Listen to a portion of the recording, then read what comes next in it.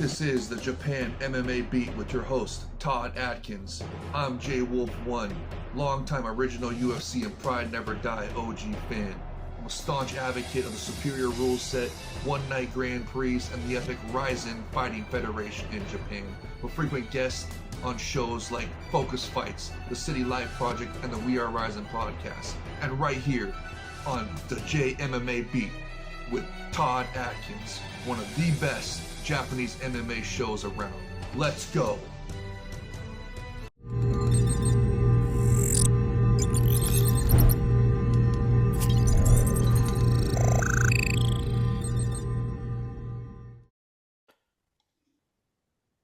All right, this is Todd Atkins, and I'm here. This has been a long time coming. We haven't done any Japan MMA Beat shows in a long time because it's hard to get everybody together. Maybe it'll just be us three from going forward, perhaps. We'll see. But I got Andrew Benjamin here from We Are RIZIN podcast, and I got Jay Wolf, who also does the intro for this show, which you'll be seeing. And this show is going to be about, not just Koji Horiguchi leaving, but in general, RIZIN kind of playing second fiddle to the UFC. And me as someone who lived there during the golden age of Pride FC, and even Shuto was doing really well, Deep, Pancrase, all these shows. I'm getting tired of it. So I kind of want to talk to these guys who are, they're probably bigger in the Japan MMA scene than I am now, not having lived there anymore. So I kind of want to get their take on this particular topic. Maybe I'll let the dissenting opinion start first with Jay Wolf. Yeah, it's not as bad as I think you guys are talking. I mean, how many fighters have gone over there? It's just like 4 or 5, right? But so they are significant guys. Yeah, well, I mean, a couple of them were from the pandemic. Remember, because the pandemic shut down the borders. They couldn't get people to fly over. That's why Jiri, and they let Jiri go, and Cape and all those guys, or Cop, whatever. And but what the ones you're talking about is Kai Asakura and now Koji Horiguchi. Is there any other ones? Right, but it's like if I get shot a couple of times, I haven't died yet, but I'm bleeding out. It's still pretty bad. I don't know. I mean, I think there's a lot of positives. There's a lot of positives from it. I mean, it goes over well with the. I mean, imagine if he had prevented Kai from going over to the UFC. The fan backlash would have been crazy. It would have been insane. Why would it be insane? Do you think the Japanese fans would be that mad about it? Yeah, because the Asakura brothers have a massive fan base. So imagine if Sakakibara-san said, "Oh no, you can't go to the UFC. You can't pursue your UFC dreams, even though you gotta stay here. You gotta defend your title and stuff." I know that's what Andrew wanted them to do, was him defend his title once and then go to the UFC. But it'd be seen by the fans as Sakakibara-san blocking a fighter from their UFC dreams. And I don't know, I just think that would be serious bad PR. And this way, it's good PR. It shows Sakakibara-san does not stand in the way of fighters' UFC dreams. And what if Kai won? What if Koji Horiguchi wins? I mean, fans are gonna associate like they would Jiri. I mean, of course they don't do it anymore, but Jiri, remember, they were having graphics. They put graphics on screen on a UFC broadcast saying that Jiri Prochazka was the RIZIN champion and coming from RIZIN. And like, it was even hyped up before his bout with Reyes. Remember? Reyes was talking trash, going, "Oh, this isn't RIZIN, and there's levels of this shit." And then he gets hit with that spinning elbow and just an incredible knockout of the year can, all that good stuff. And then yeah, there is level to this, and in the epic RIZIN, the superior rule set forges great fighters. So I don't know. I just don't see it as that big of a negative. The only negative I see is that Andrew's conspiracy theory about why they're not throwing so much superior rule set is true, because they're trying to show they can fight under the pussified UFC rules. So they're trying to use it as like a jump to get over to the UFC. That's when it could become a problem. But I mean, just these couple guys, I don't know. I mean, because we still got Mikuru, Kai's brother, who is probably the bigger star than Kai, right? And again, I bring to what if Kyoji does well and actually wins the belt? That's going to bode real well for RIZIN. And then also on top of that, the PR from Sakakibara-san letting top fighters go pursue their UFC dreams. I'm just saying, I don't think it's as negative as you say. I'm going to let Andrew say something, but I have a comeback for that. But go ahead, Andrew. Okay, so I'm gonna probably say a lot because Jay Wolf hit on a lot of points, and I want to try to adjust all of them. I admit when first Kai was going to UFC, I was like, he's going to UFC. I selfishly wanted him to face Naoki. That was kind of like our Khabib Tony Ferguson fight, if you think about it, because they tried to book it like 2 or 3 times, and then like either Kai got injured, Naoki Inoue got injured. So I just was like, I'm disappointed that we didn't get that fight. I feel like that fight will go on the pantheon of just great fights that we can only dream about. So selfishly as a fan, that's why I didn't want Kai to go. When it also comes to Kai as well, and I'll say this less for Kyoji, more for Kai. My other thing was Sakakibara. I don't want to say begging because I don't want to get people angry or pleading, but openly courting by going to Vegas, or I think it was the Noche show. I forgot what show it was, as well as in Japanese media saying that he is helping Kai get to UFC. I have a problem with that from a business perspective, and also because I hate UFC. And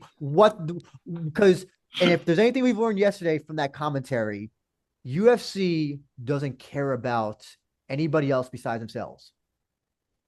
This is not a friend of the enemy of my enemy is my friend. This is the enemy is just my fucking enemy. Dana White does not give a fuck about Bara. There's no sort of respect or anything. UFC does not care about RIZIN. They will gladly run a show in Japan on the same day as a RIZIN show, and they will not, as long as they get paid to get there, to put on their dumb show, and they will not give a fuck. They'll take 10 fires from RIZIN without giving anything in return. That's the other thing as well. I think there should have been also a trade. Do something that one did. And listen, they're not going to obviously give up. They wouldn't give up one of their top 10, even top 15 fires. But just willy-nilly giving up your second biggest fighter without anything in return, I think is baffling. Now, I've heard supposedly, and I don't know if this is true, but that Bara is de facto acting as Kai's manager. I don't know if this is true. I don't know if it's whatever, but that means you'd be getting a cut of Kai's purse, or RIZIN would be. I don't know if UFC also bought out Kai's contract or Kyoji's contract. They did something like that, because that's something I don't think UFC has ever done, at least publicly. So if none of those things have happened, then basically RIZIN's just giving up things without anything in return, which I think is baffling.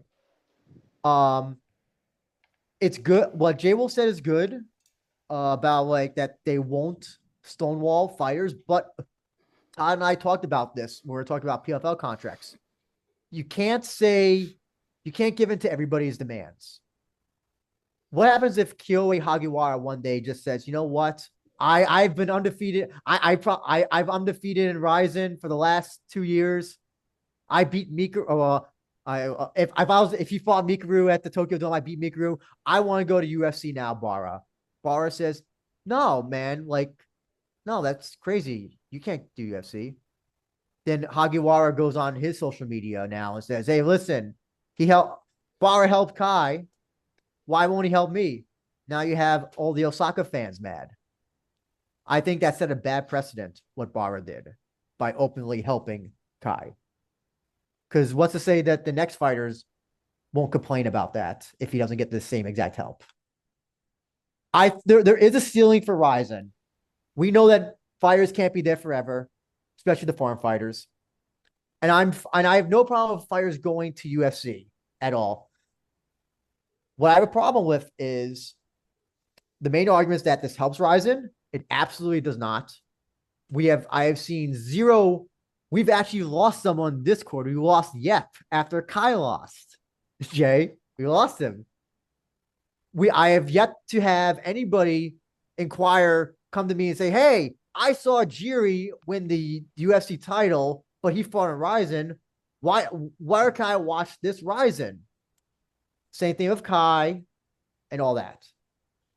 There is not some 1-to-1 ratio where fighter from RIZIN goes to UFC, then they win a bunch of fights, they watch RIZIN.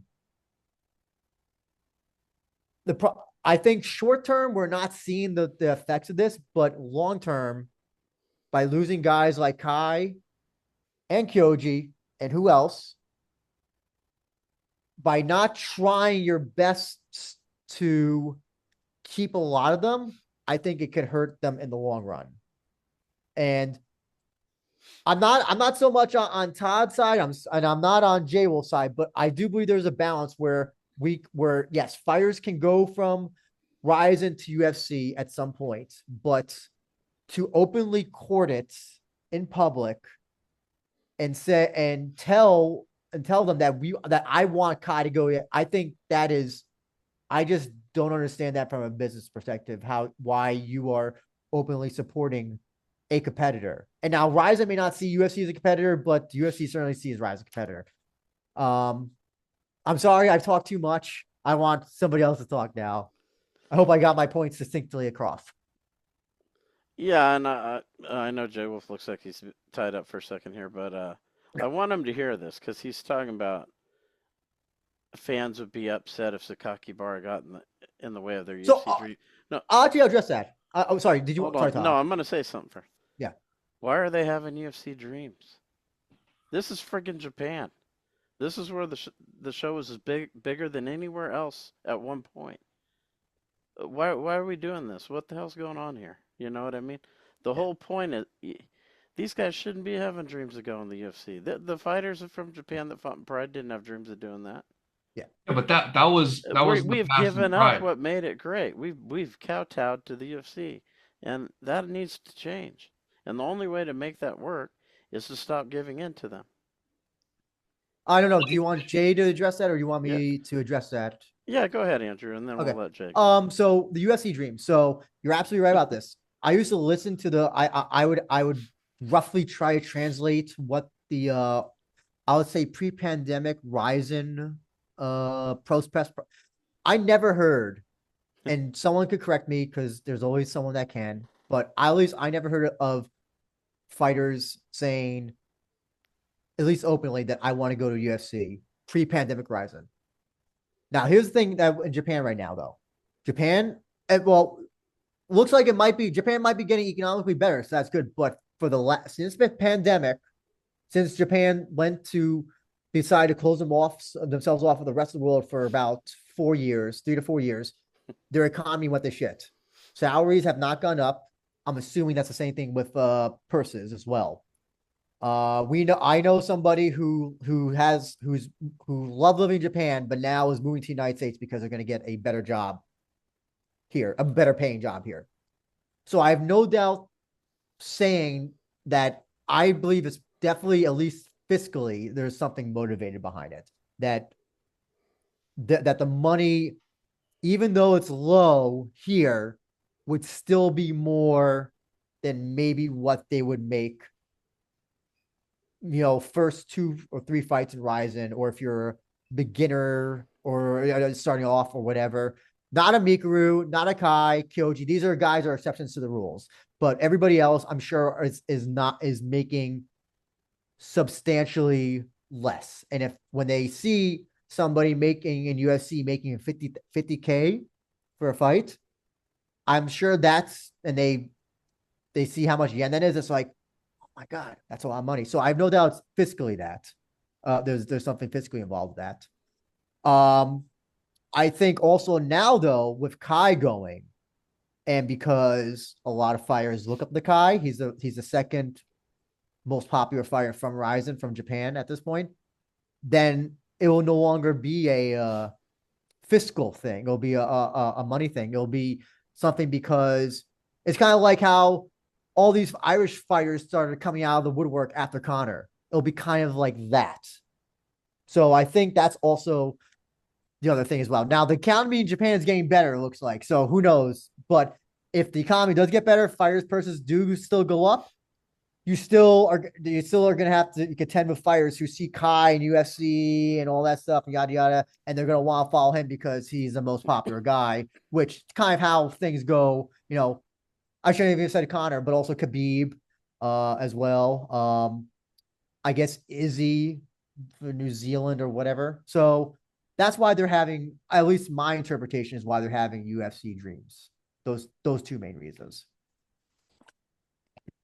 Yeah, yeah, 100% agreed. But also, you got to think of nowadays. Pride was the most prestigious back in the day. Clearly, beating the shit out of UFC, and it wasn't even close. But now UFC is the big show. They get the most prestige. They get the most accolades from the public. All that stuff.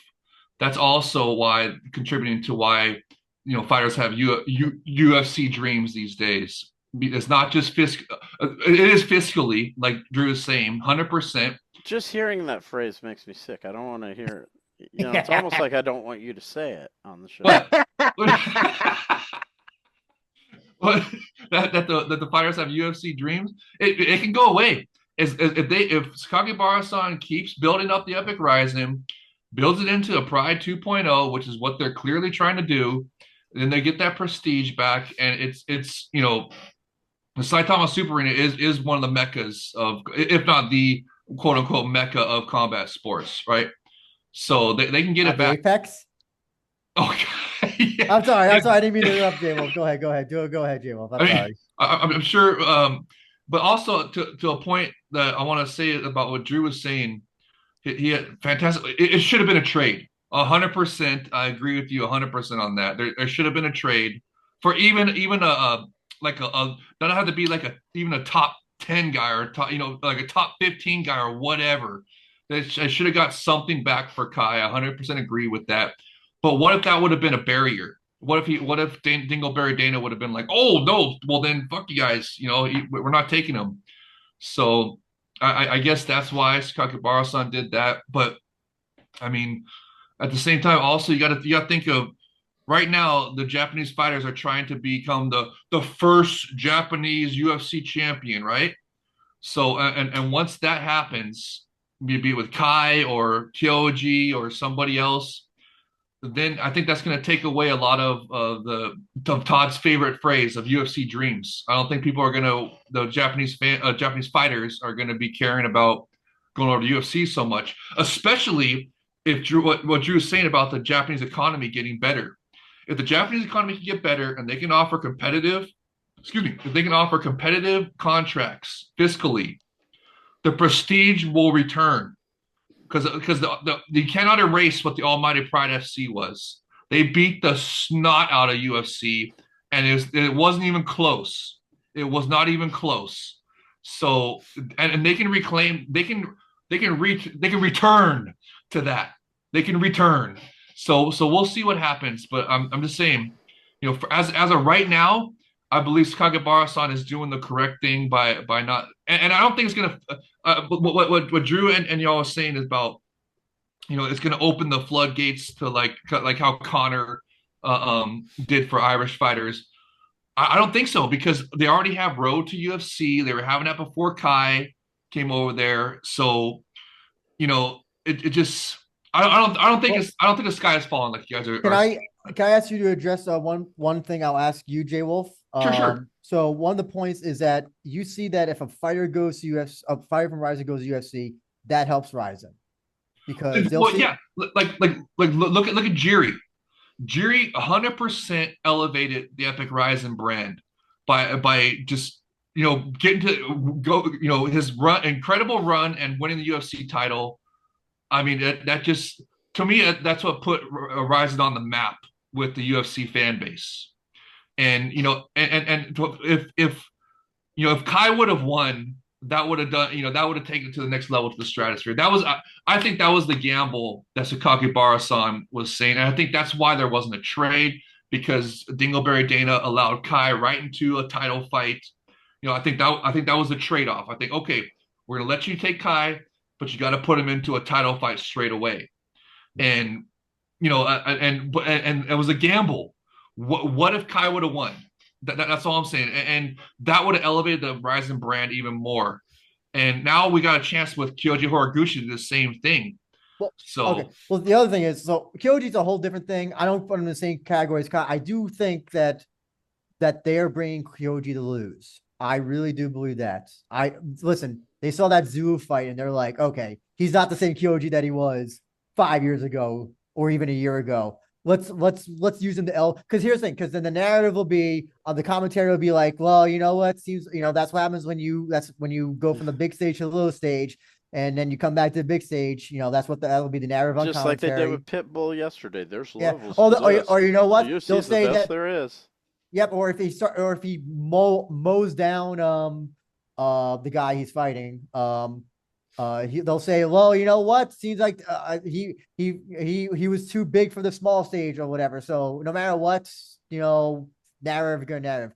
My thing is that I have yet to see any sort of quantifiable evidence that UFC fans came over to watch RIZIN and I'm talking about quantifiable paying customers, not social media stuff, not that stuff, because to me, that I don't think that matters in the grand scheme, but just fans that are either have mosey on over to RIZIN permanently or watched UFC and RIZIN both. I have yet to see that quantifiable. I didn't see an uptick when Jiri went to UFC for the Discord. I mean, became champion in our Discord, and I didn't see a lot of uptick when Kai had his title fight in our Discord. I don't know how you measure that, but at least from my um what's it called? What's my own um whatever anecdotal evidence. I just have not seen that. You can maybe, if you want, if Jay Wolf, if you know people, I'm happy to hear that, but I can just tell you that I've seen zero or heard And zero. it's also not like these guys are winning in the UFC and they go and they say, I fight for RIZIN and you should come watch RIZIN. Jiri kind I'll of, be fighting there next month.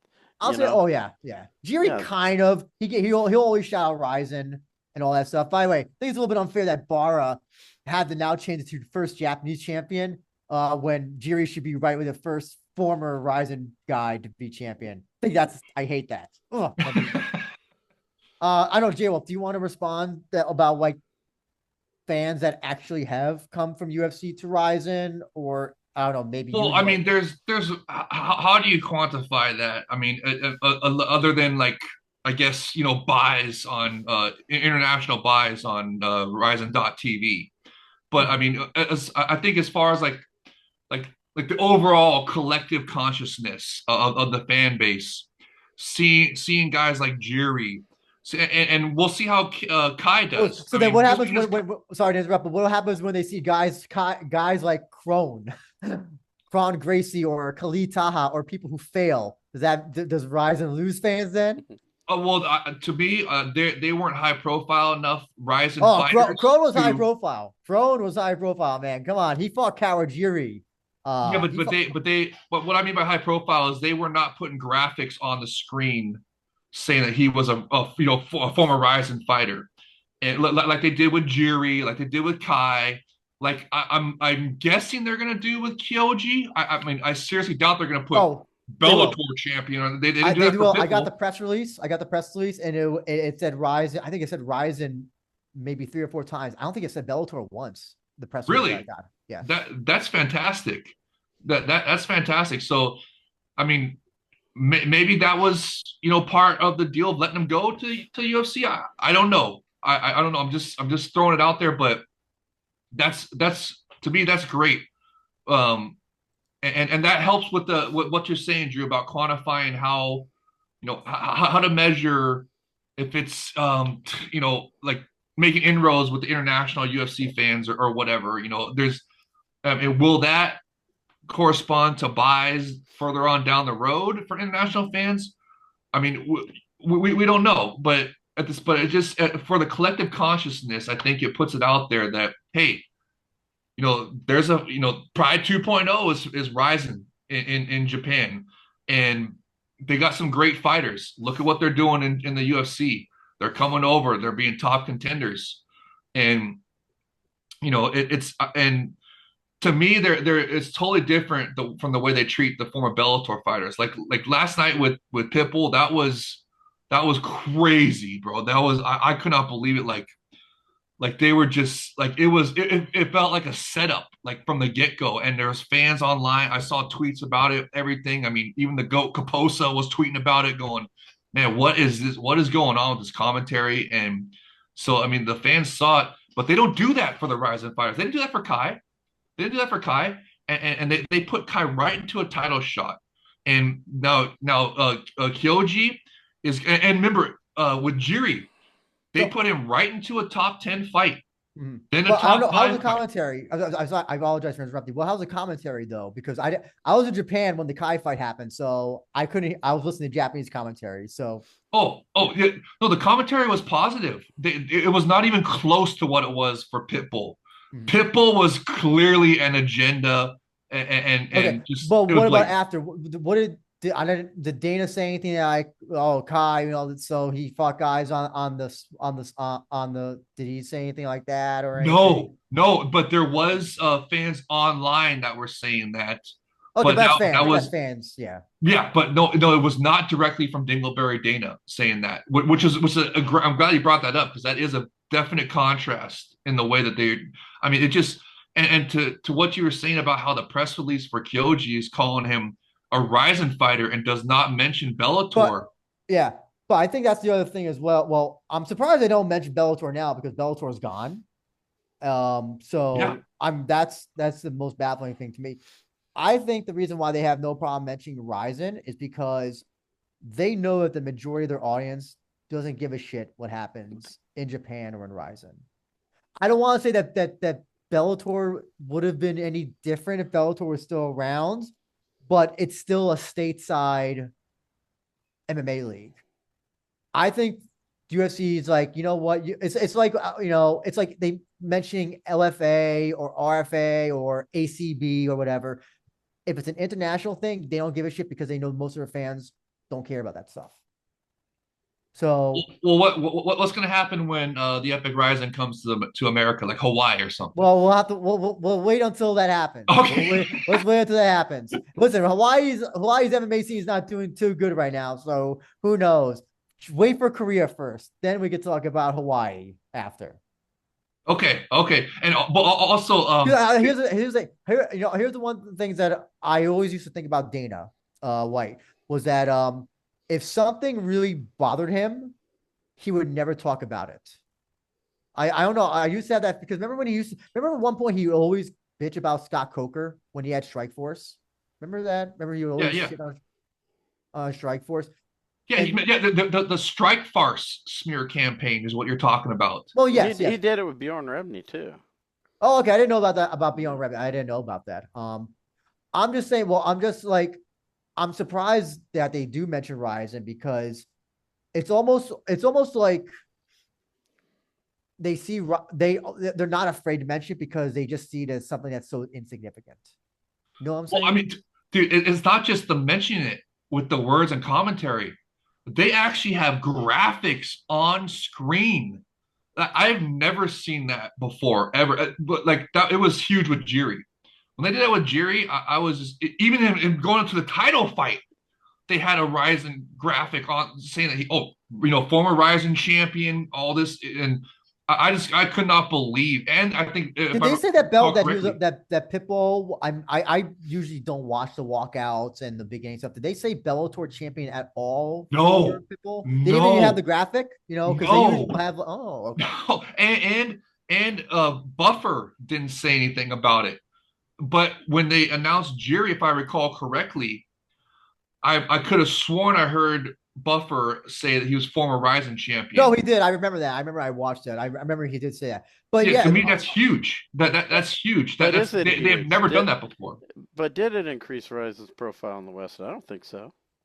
Well, I mean, again, you guys are talking about, is that going to translate to immediate, Well, buys or revenue or whatever, or No, monetary I'm talking value? about fan interest. I don't even need buys. You Well, I know, mean, just have people talking about it. I didn't see any increase.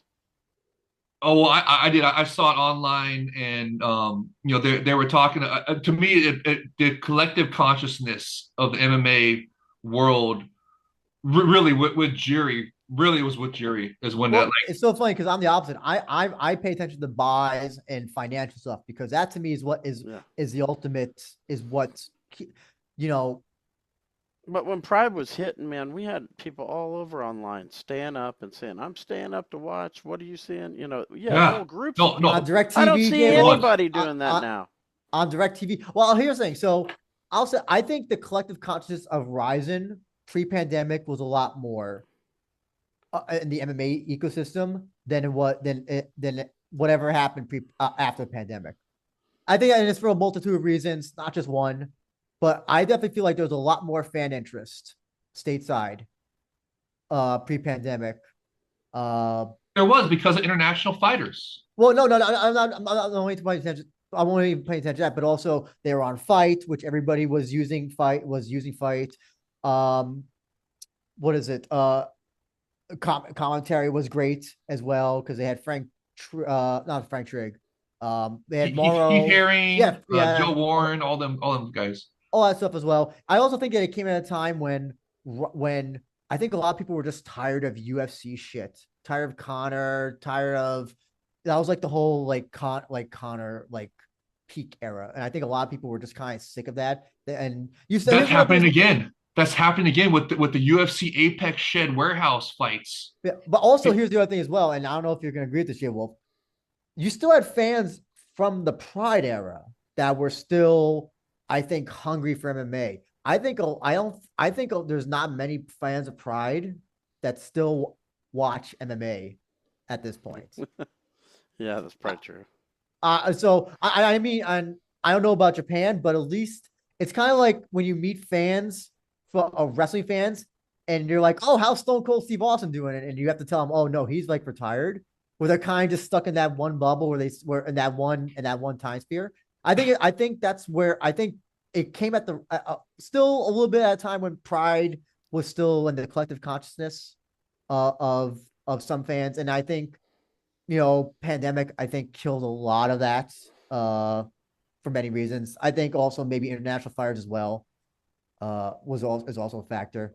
So, but I don't see, I don't, when people are talking about Ryzen on social media, because they just saw a Ryzen fighter become UFC champion, unless if 1,000 of those people talking about Jiri don't buy the next Ryzen show, then I just don't see what's like that's not a positive in my opinion. You want people to buy your shit. You want to be able to put on the next show. You want to be able to grow or sustain yourself. You don't do that by 1,000 likes or retweets, in my opinion. Yeah, it's true. That's how I look at it from that business perspective. The other thing that I want to ask about, I know, Andrew, you're saying these guys are making big, they see a guy making 50K in the UFC. Well, they have more opportunities in Japan to make money outside of fighting Yeah. than they will in the I've US, talked which is yeah, zero.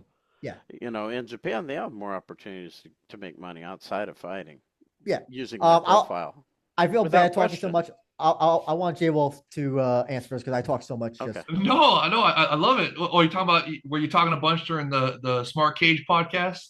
no, no, no. I just meant just Oh like a few yeah, minutes yeah. ago. We that's Yeah, great. just a few minutes Smart ago. I cage. talked. People I watch just. I hope you guys gave Dummy Don Davis some shit for ending the collaboration. That's my biggest problem with him there. But Oh no, that's what We I don't need praised him for. collaboration with. This is straight. This is straight tournament MMA. Go That's all we after care you. about. Jay Wolf. Go after David Feldman. At least go after him if you want to. It's been almost a year. It's going to be soon a year, almost one full year before their first BKFC show in Ryzen or BKFC fight in Ryzen. well, what's going to happen on May 4th, the Dome show? Isn't John Dotson going to be there? Yes, but he's fighting MMA. Yes, but he is still the BKFC champ, correct? As far as I know, yeah, but Okay. I don't believe he's exclusive to BKFC.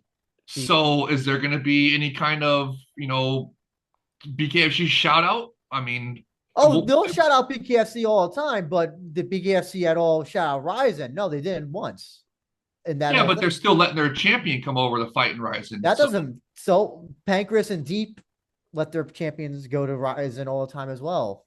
It's but that's but collaboration also though. Dotson as well.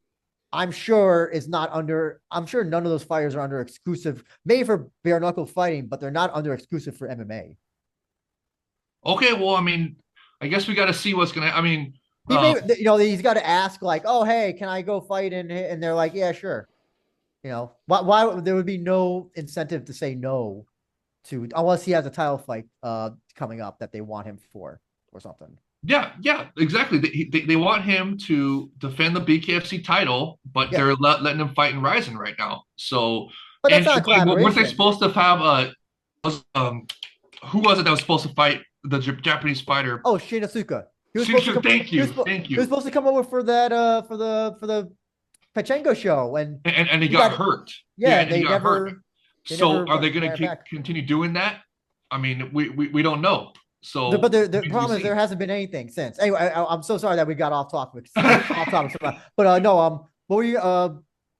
I think Todd, whatever statement question you had, I think Jay should answer that first. Then I'll answer because I feel like I've been talking too much. Yeah, Oh, I feel like Japanese fighters have more opportunity to make money with their profile than they have in the U.S., which is zero. They either fight and make money or they don't make money at all. In Japan, you can make money doing other things just because you're famous. So I think that offsets any extra few thousands they would get in the UFC if they get that at all. yeah, but remember what they're trying to achieve right now by going to the UFC is they're trying to be the first Japanese champion in the UFC. Yeah, who cares? You know, Well, within the in fighters do, and right now, whether we like it or not, they shouldn't care. That's the problem. yeah, but they do, and right now the UFC has that prestige. That's why they care That's why because we are where we're at. That's what I'm saying. That they well shouldn't care you if they're have the to first. build back. You have to build Ryzen back into the Pride 2.0. When is that going to happen? How long is that going to take? Just so I Well, understand. dude, there was a damn pandemic that we No, had I'm to deal asking you, with. how many years should I expect? Oh, okay. Well, to me, right now, this is the first year. I mean, it actually was last year, I guess. That was like the first like year since post pandemic, because before then, it was still they were dealing with all the, the visa shit and all that, and but right to me, this year right now is really this is their 10th year. That's why they're calling it a decade, and all that good stuff, and they're having two Grand Prix. They're having a bunch of international fighters come back. They're letting Kai and Kyoji go to the UFC, and I mean, to me this year they're trying to. If you ask me to put a number on it, give them another five or so years to. What we need is we need some highlights of some superior rule set highlights to let the UFC fans know that the Almighty Pride FC is back with that, because that was, I mean, that is what made the Pride FC cool, was the superior rule set. And now the Epic Rising has an even better superior rule set because they allow all elbows and all that good stuff. No, no, So, no, no. What's going to bring them back? You don't get it. What's going to bring them back is if they sign away some of the UFC's best guys. That's all this. Oh, I'll send this guy to the UFC and he'll be the first champ. It's not going to do anything. What they have to do, if they signed away like Paddy Pimblett or whoever, well, they signed away some of these guys that have a lot of exposure in the UFC. That's when they would. That's well, when I they would. mean Now now that's fans would say, okay, this show in Japan is not joking around. No, well, if they don't I do agree that, that if that they they need don't to do get that, nothing international they do is guys. going to matter. Nothing. Well, I disagree that if they get if the first UFC if the first Japanese UFC champion, even though it was Sakuraba, but if the first of the new UFC era, let's put it that way, if the first Japanese champion is a former Ryzen fighter, I 100% believe that elevates the Ryzen brand. And but what you're saying is also correct about if you bring over some former UFC stars, that Current. would absolutely I'm elevate saying it as current, well. not former. Current. That's how you. That's how you drop a bomb on somebody, and they Okay, they sure. I they mean, they like, can't do that, or at why least not not? right now. Oh, okay. Well, I mean, again, it's got to the economy's got to get good for Japan against the first they got to offer Remember when they took competitive Murillo contract. Bustamante away when he was UFC champion? What? That's what I'm What? talking about. When they took Murillo Bustamante away when he was UFC champion, when he had the belt, Yeah, you know, but that's how you drop a you're bomb on talking somebody's that was head. back in the prime almighty Pride Right, FC but that's days. what I'm saying. That's what it's going to take. It's going to take some Well, that major takes stuff happen. time to build RIZIN into that to where they can do that. Or So they let PFL get Ngannou. Pride never, even the early days, they would have got Ngannou. yeah, but right now they're not financially at a place where I mean, well, I guess because Pride, a there's few shows in, already had Hicks and Gracie.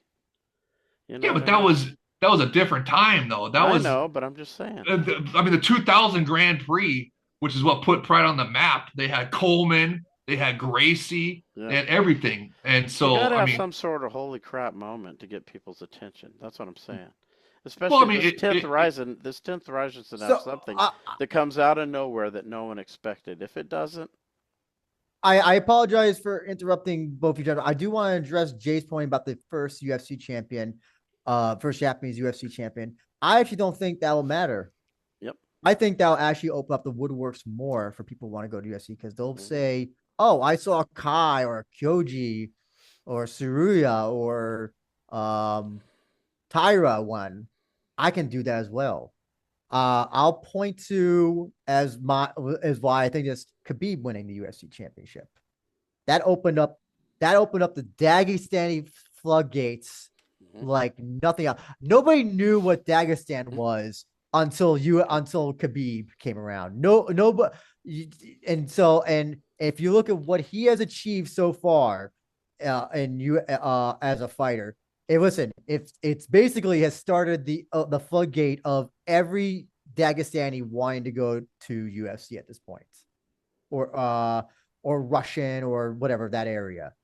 So I disagree with the point that once a Japanese guy wins it, that's just gonna floodgates are closed. Nobody's gonna they're gonna stop. They'll stop caring about the UFC dream as a.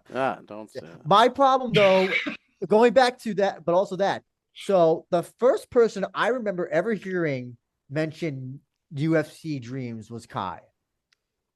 Now also, Bara has also said by helping as well. I think is I think the head honcho helping Kai get there is I just from a business perspective I'm just baffled. I have no like if you had said, "Hey Kai, you know what? We'll release you from your contract or we'll let you go to UFC. Best of luck. You'll always be welcome back here, whatever." My problem was how much Bara went behind, like making Instagram posts, making social media posts on Kai, wanting to get Kai to UFC, and how much and all this stuff, and going to see Kai fight in his title fight, and going to no whatever to I guess negotiate with Dana. My problem was just how they were so public and open about it.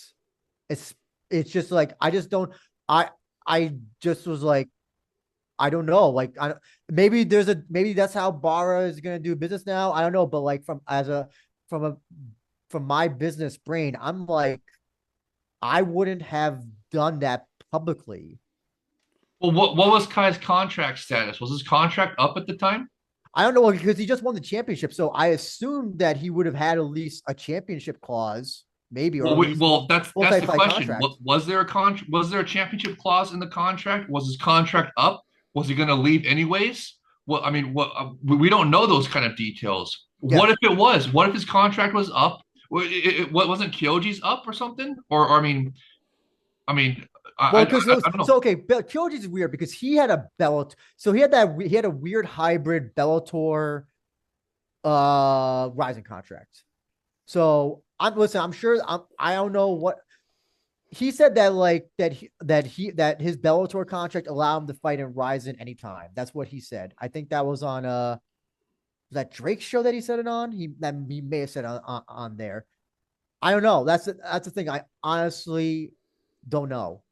I don't know, but regardless of the contract status, though, I'm just like, are you not, J Wolf, as somebody who doesn't like Dingleberry Dana, you're against the Apex and all that stuff. Aren't you at least a little bit, at least tiny bit bothered that Barra was so public about getting Kai to UFC? I'm not saying that none of Stonewall, but I'm just saying as like you basically are saying, hey, we're happy to have this guy leave to go to our competition. No, no, I hear you, and yeah, I agree. But I mean, look at what all that negotiation or public negotiation or whatever got Kai. It got him a UFC title shot right off the bat. Has any other fighter ever in the history, even when the Pride fighters came over, did anybody go straight to a title fight? Only one guy. That's Joe Soto, who took on TJ Dillashaw last minute. But I know your point. I get your point. But I'll say this: how did RIZIN benefit from it? Well, it was a gamble. What if Kai had won? He was never going to win that fight. I refuse to say a gamble. That was Bargo's thinking. I almost guarantee that's what he was thinking. Oh, probably. Okay, if Kai wins, yeah. and if Kai wins after me campaigning for him to go to UFC and getting him a title shot right away, and Kai wins, I mean that would have brought a incredible prestige to the RIZIN brand in the eyes of the UFC fans, and to me that's what Barra was gambling on. So bad gamble, my friend. Listen, well, I mean, hey, what was Kai's contract status? Was his contract up? Was there a champions clause? What if his contract was up and he's going to leave anyways? Mm-hmm. I mean, that's all I'm fine, saying. But you don't have to share with the world on social media. Look at Dana White dunk my head in the toilet. Here I am, getting pushed in the locker by Dana White. But again, by him doing that, stop embarrassing yourself. He got Kai a UFC title shot. By promoting it on social media, I don't think so. I think that. Yeah, well, then how come Kyoji's not getting a title shot? Why isn't Kyoji getting a media title shot? Well, because Pantoja and him are partners. I don't believe those two will fight. No, they've said 100 times they fight each other for the title. Do you know how many times I've heard training partners say, I have no problem fighting my training partner? And then when it comes down to brass tacks, you get that fight in PFL. Remember that fight where they suspended both fighters because of lack of action, because they were training partners and they didn't actually fight. So I am not going to believe it until I actually see it. And if that was true, wouldn't they have just given him a title shot right off the bat, J Wolf, if they were so gung ho on fighting each other?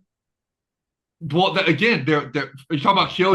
Why they're having Kyoji fight some dude and some I don't know, is he Azerbaijani fighter or is he Russian or whatever? I don't know what he is, but they're having him fight on an Azerbaijan against a guy who's I think 15 ranked or 14 ranks.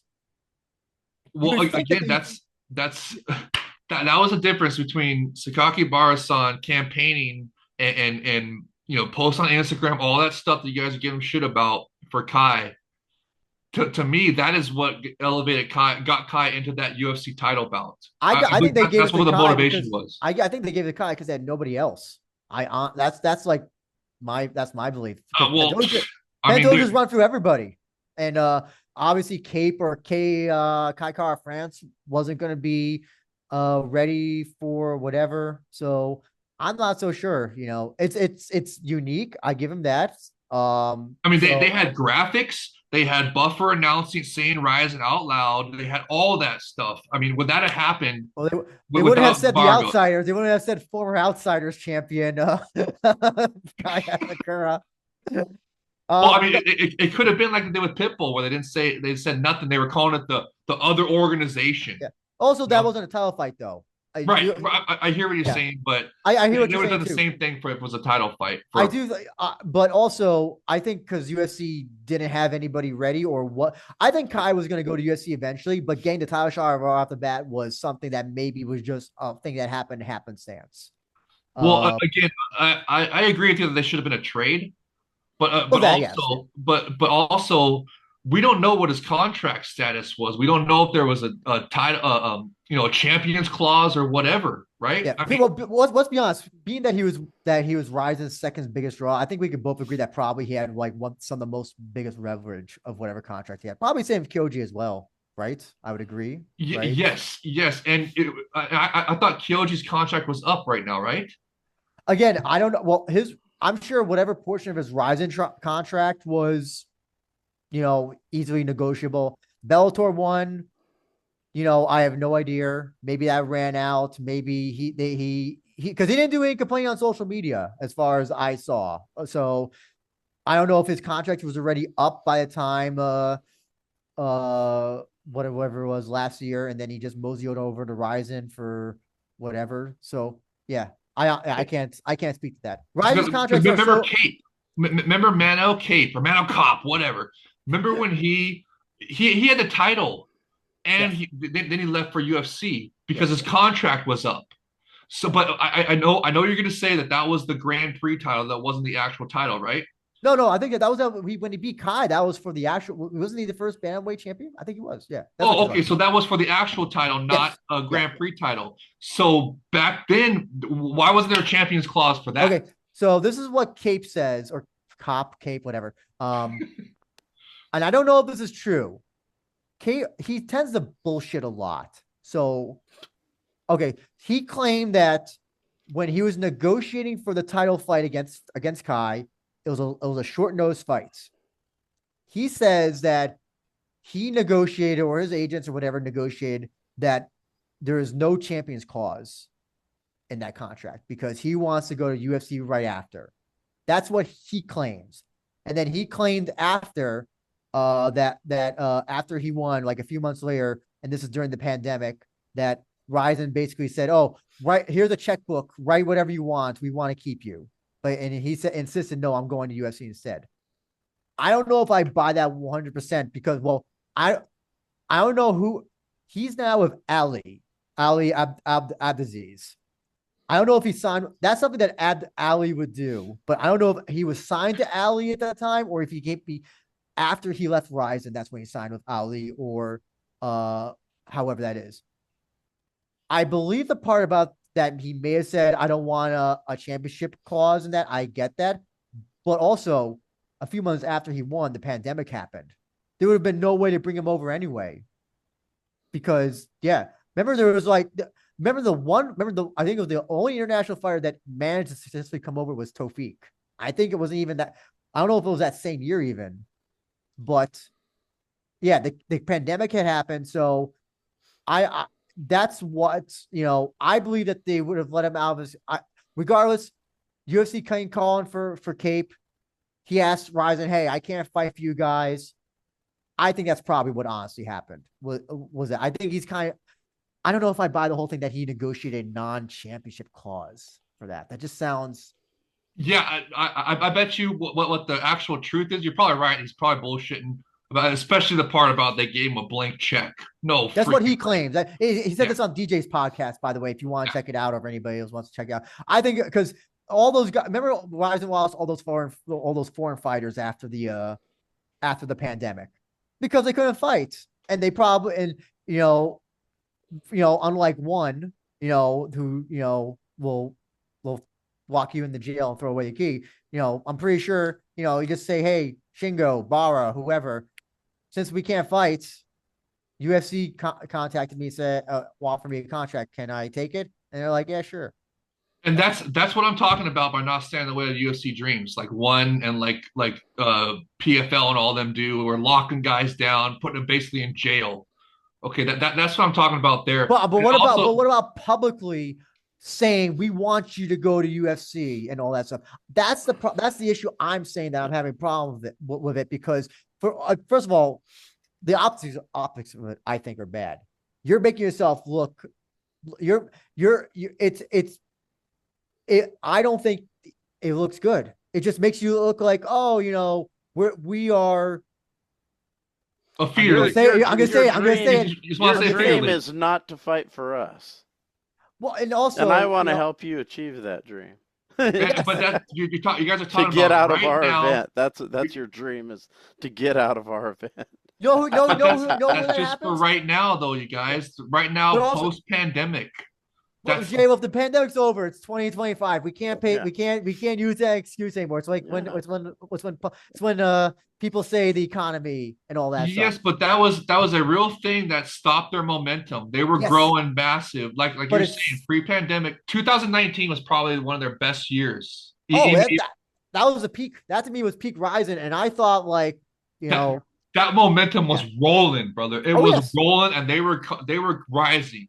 They were rising big time, and the pandemic hit, and just it almost killed them. So, I'm just happy that they survived that, and now they're building it back up again. yes. And Todd, they're going to get to that point eventually where it's going to be more prestigious to stay in Japan, and because they can make more opportunities, like you're saying. There's more opportunities for Japanese fighters to make money besides just fighting in Japan. And when the Japanese economy recovers to where they can offer competitive contracts to UFC, that combined with the prestige coming back, it's going to keep, and they're going to have international fighters that are coming over. Maybe they'll be able to poach a star or two from UFC or PFL or whatever. I mean, I just got to let them. I mean, to me, But this also, is. I'm sorry. I apologize. I didn't mean to Oh interrupt. yeah, Go ahead. Go ahead. go Well, ahead. because also, so here's the other thing as well. I know you're saying this as well, and that they can, and Todd also brings up a good point about getting like an actual USC guy. Here's the problem also now as well. We now have a generation of fighters that have only grown up with UFC. It's the same thing with WWE. We've had a generation of aspiring pro wrestlers who never saw WCW, who never saw ECW, don't know about the territories and all that. They only see the top dog in their mind, UFC, as a top dog.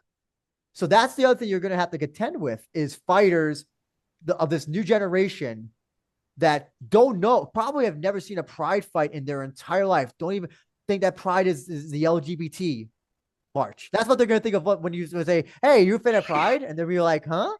The LGBT march?" That's what they're probably going to think. That's and that's the problem is that the perception is that that's something that's going to be very hard to fight because and Shu has talked about this on his podcast is that some fighters see going to RIZIN as a downgrade, and I'm sure that's more international fighters. I can confirm there is one Japanese fighter who absolutely refused to fight in RIZIN, who's now in UFC. I'll just leave it at that. But you're gonna have international fighters who don't know anything about the history of Japanese martial arts, who don't know about Pride, Shuto, yada yada yada, and they only know UFC. So RIZIN could offer them $1 million in the future, but they don't care. They want to be known as a UFC fighter, and that's the same. That's a perception that's going to be very hard to kill. And I don't know what you're going to do with all these. I know how you fight that. That's something that's going to be very hard to fight. I don't know how you think about that, Jay or Todd. Well, I Um, mean, it's a good point, but what if? I mean, again, you know, what if Kyoji wins the title? What if Kai wins the title? And also to your point about Mano Cape, to me, he was bullshitting, but the if you read between the lines, to me it says that there was no champions clause in the contracts. So, to your point about the prestige part, no, they have to build it back to the Pride 2.0, and you're absolutely right. There's a like, I mean, we're old school hardcore fans, and there's so few of us left. And you bring up the wrestling analogy. I mean, I still mistakenly call it WWF.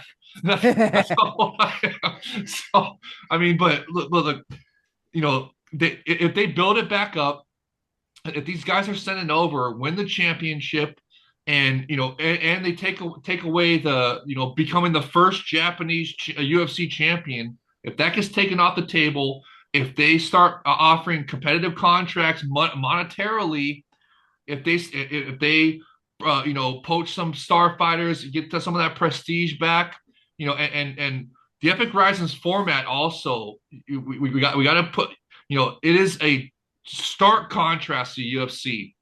It just I'm sure you guys were talking about that on the Smart Cage podcast about how the PFL's tournament format. I'm sure you guys are bringing that up, but The the Epic superior, Rising it's has the called the best tournament superior for. format. It's called the superior format. That's what it's called. That's what Epic Rising has. Uh, superior That's superior format awesomeness. Go yes. ahead. Sorry, go ahead. No, but that's what the Epic Rising has. Their Grand Prix format is the best tournament format in combat sports. Their superior rule set is the best rule set in combat sports.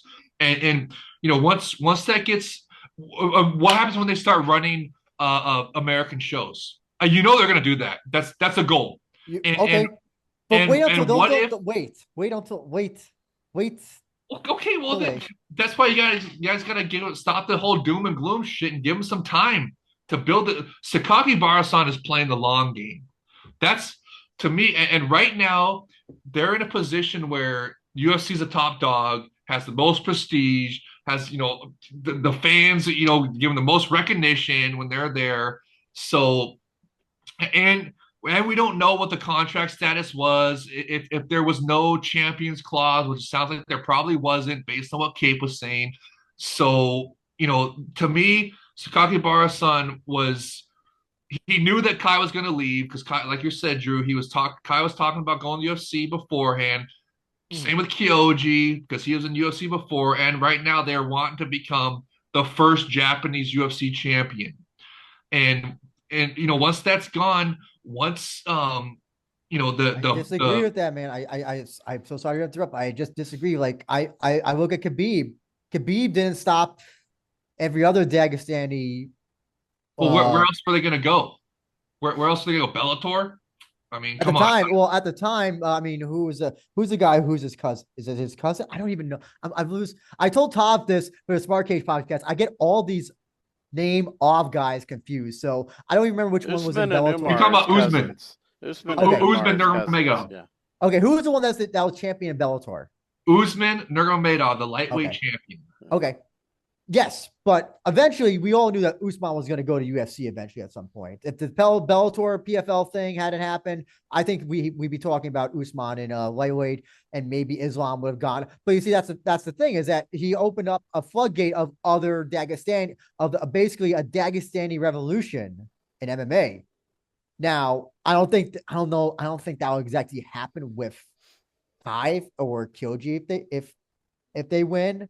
But I don't think that's just going to be like, oh, all these fighters who have UFC dreams in Japan are going to just be like, okay, you know what? They won. I don't give a fuck about that anymore. I don't. I think that will just increase it more because they'll see that they won. It's listen. I don't know. Is there any? Can we quantify how many Jamaicans after the 1991 Olympics or whatever, or 1989 Olympics wanted to go into bobsledding after they saw the Jamaican team become? I don't know. Is there a way to quantify that or something? There's a No, reason.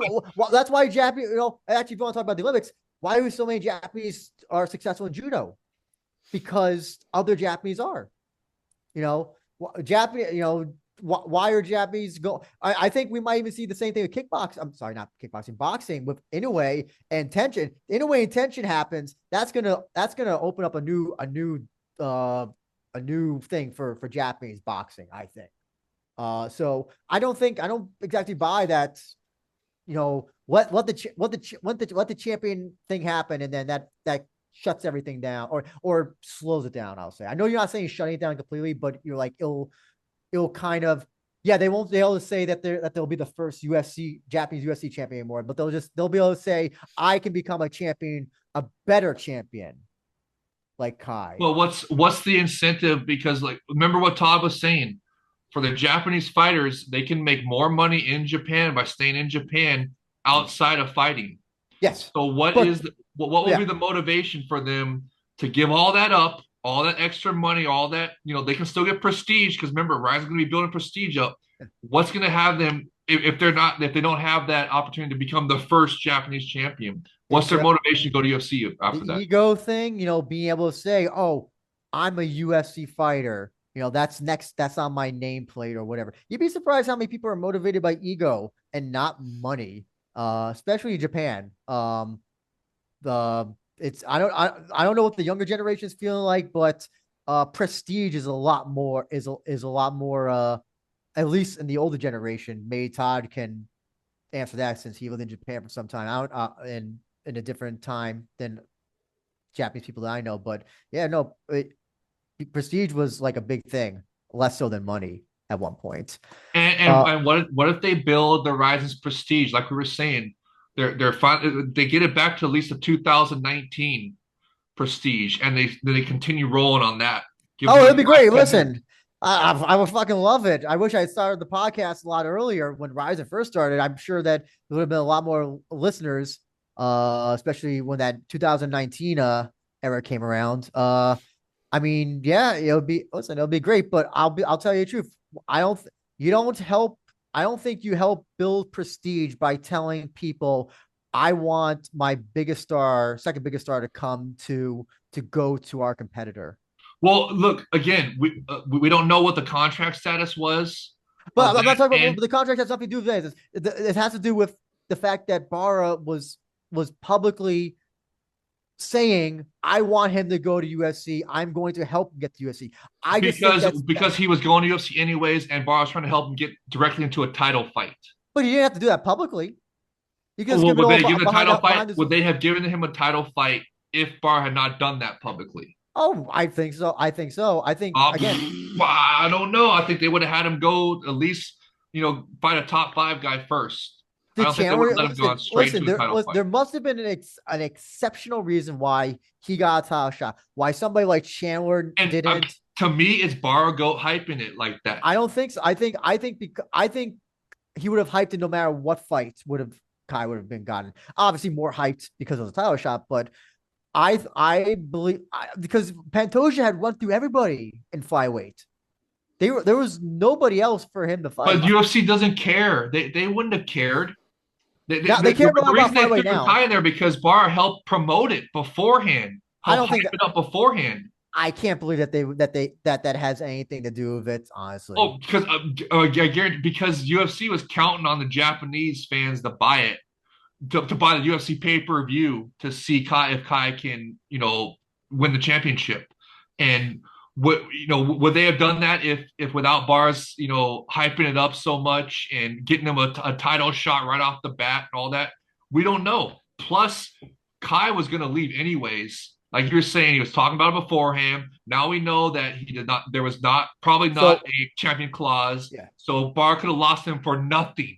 So well, I thought I'm would sure he did. He lost him for nothing. We guys got nothing out of it. I know what you're saying, though. I know. Without Bargos doing that, would he got immediate title shot? Would they have had the graphics on there? Would they have had Buffer announce him as a RIZIN fighter? All that stuff, and on top of that, the gamble of what if Kai would have won the title right off the bat? How much prestige that would have brought him? All that good stuff, and also, now. I know you give him shit about being a feeder and the LFA in Japan, all that good stuff. Which I never started. Somebody else said that. I forgot who said that. Somebody on Twitter said that, right? Wasn't it but whoever said Luke Thomas? I think it was Luke Thomas who said that, maybe. But look, now RIZIN is perceived as this. If you're a champion in RIZIN, if you're a good fighter in RIZIN, the UFC is going to want you, and they're not going to make you go through the tough the tough show or the Dana White Contender Series or even put them on a UFC Apex Shed card first. No, you go to RIZIN, you become a star in RIZIN, they're going to put you right into a title fight or a top 10 fight right away. It's so interesting that you bring that up because WWE right now is doing that with people who leave AEW. But here's the thing: as I'm a fan of RIZIN, I'm not a fan of UFC. I know, and again, I'll say this: not every fighter. I don't expect every fighter to stay in the UFC and stay in the RIZIN forever. That's likely never going to happen. But just for right now, when RIZIN builds a prestige up, when RIZIN gets their monetary, when the economy improves in Japan and they're offering competitive contracts, I think you might see that. I don't. I'm just saying, why is it necessary to even do it? Because right now, UFC is a top dog with all the prestige, the biggest money, all that stuff. But you don't have to keep on reminding people that you don't have to remind your paying audience that about that. That's the thing. I'm just going getting why. That's all I'm just saying is that I don't understand why is it that you have to remind us of why that UFC. Not I'm not you. I'm talking about Ryzen Bar or whoever. Why UFC is number one. We all know it's number one, but we're watching Ryzen. Not we're not watching Ryzen to watch UFC. We're watching Ryzen to watch Ryzen. Okay, but what if he had stopped Kai from going to UFC? Again, Okay, this has nothing to do with Kai. I have no problem with that. Selfishly as a fan, I wanted to see Kai defend the title once, but that's I have a problem with just saying I'm going to get him to UFC. I'm going to help him get the. That's the issue. I think that's the thing I'm perplexed about is just why you would give so much attention to your competition because it's not benefiting you in any way. They got there was no trade off. As far as I know, there's been no fighters. There's been no people who have seen. In fact, it makes UFC look better than Ryzen. I think because there's only one place. Do you know whenever fighters win their championship in LFA or whatever? Okay, I'll even walk this back a bit. So about the not the LFA thing. So we're having fighters in Ryzen now who win one fight who say their dream is to be UFC champion. Who said that? Ed Polo King. After his first fight defeating Taka Kenshin, of all people, he said he's going to that his goal is to become UFC champion. It's just, I just don't understand. I just don't understand, like, what happened. I mean, I know what happened, what's going on. We're like, now it's okay to just be like, yeah, you know what? I'm here. I'm here for a short time, I'm here for a good time, not a long time type thing. So, yeah. And Todd brings up a good point that this would never happen in Pride. You would never hear Mark Hunt or whoever say, I'm going to go, I'm after winning no, I'm sorry. That was K1. Excuse me. Whatever. Fedor winning the heavyweight tournament. I'm going to UFC or whatever. It's just, I mean, as somebody who's very much blatantly against what the UFC stands for as a promotion, what they have done to MMA as a whole, my whole thing is that just hearing all this stuff, all this Ryzen talk in UFC, excuse me, Ryzen talk, UFC talk in Ryzen is just bothersome. It really is as a fan. Yeah. Well, I mean, you just got to give it time to build so they can build back into the prestige of Pride. They right now, like I said, the UFC is a top dog. And that's why. But that doesn't mean you have to help them. You have to help your fighters publicly go there. What's the alternative? What's the alternative? Be like Shotri and publicly shame you. Yeah, well, so you want them to publicly shame the UFC? Stop it, you know. So you want them to be like Shotri and Dummy Don Davis, where they lock fighters down and not. I mean, and Dummy Don is sitting there begging UFC for the John Jones fight. Fighters down. What? The UFC locks all their fighters down. They didn't get to where they were by giving their fighters to other people. But when Pride was the top dog, they weren't doing that. The only reason they can do that now is because they're the top dog.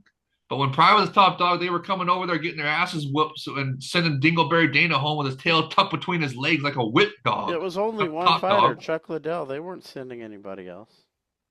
Yes, they did. Vitor Belfort. I mean, and the 2000 Grand Prix, the Colemans, Gracie's. Coleman was under contract with the UFC.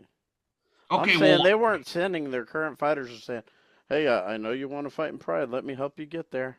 Well, did he just bring up Bustamante? They wouldn't do that in a million years. Didn't you say Bustamante was champion? He left the UFC.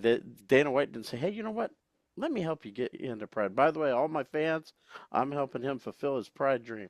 You never hear him say that, even when they were smaller than the Pride. Not okay, but but then see if right now, since everybody is so hyper online and everything, imagine Bargo does the same thing and says no, we're not letting Kai go, we're not letting Kyoji go. There'd be a massive fan backlash like there is with. I mean, look at Dummy Don Davis cannot post without getting just shit all over by fans every single post. Yeah, but most of them don't know what they're talking about. It doesn't So it doesn't matter. That's matter. that's still that's still the fan base, the MMA fan base, just shitting all over them. Every single post saying free Mix, free Evelyn. I mean, just every post and saying how terrible, trash, shitting all over PFL. Not even giving them any kind of props for this fantastic new format where they're going to the single elimination tournament, bringing back elbows, all kinds of Yeah, great but decisions that you're they're making. comparing PFL to RIZIN. The fans on Twitter don't care if RIZIN holds somebody. They don't So care about. I'm going to They don't even defend. care about RIZIN. Period. The So they Japanese wouldn't care about. fans, no, no, the Yeah. Japanese fans would have thrown a fit if Uh, he Well, blocked there's something Kai from wrong going with to that UFC. because they wouldn't have done that when I lived there. So I don't know what got in the water there since I'm I've been going to gone. defend. I'm sorry to interrupt both you gentlemen. I'm going to kind of defend J Wolf on this from the perspective of the Azakuras. The Azakura fans are insane. They are the K-pop of JMMA fans, and the reason why. So there was what was it when Ren Hiramoto got accused of being on steroids or whatever for the fight against Mikuru. Um, yeah.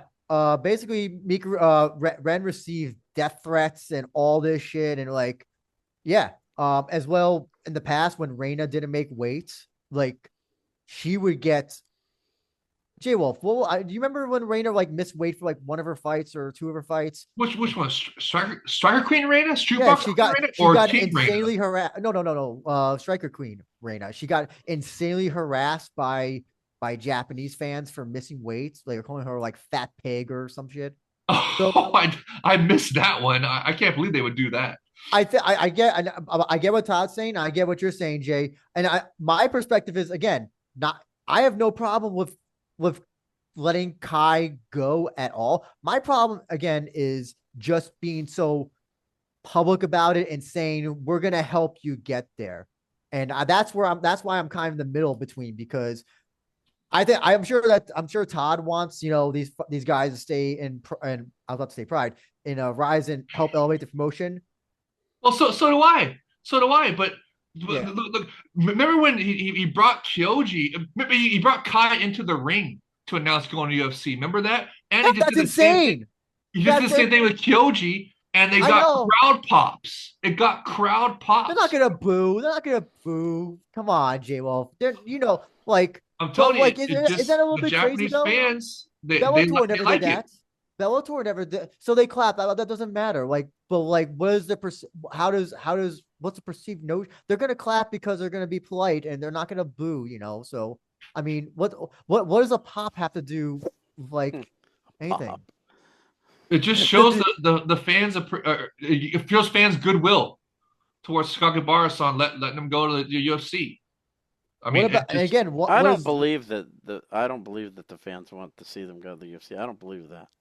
I oh know I don't I know. don't I think believe they that. want to see a first Japanese UFC Like champion. I was just talking to my friend Shoichi today. He's a guy I knew well in Japan. And I asked him flat out, "Does Ryzen suck?" And he said yes.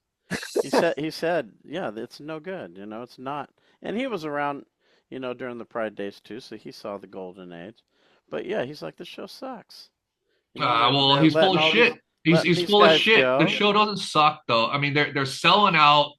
I mean, 20,000 plus fans each time. We just saw it for the Dome show. They had 20,000, tens of thousands of fans just for the damn presser.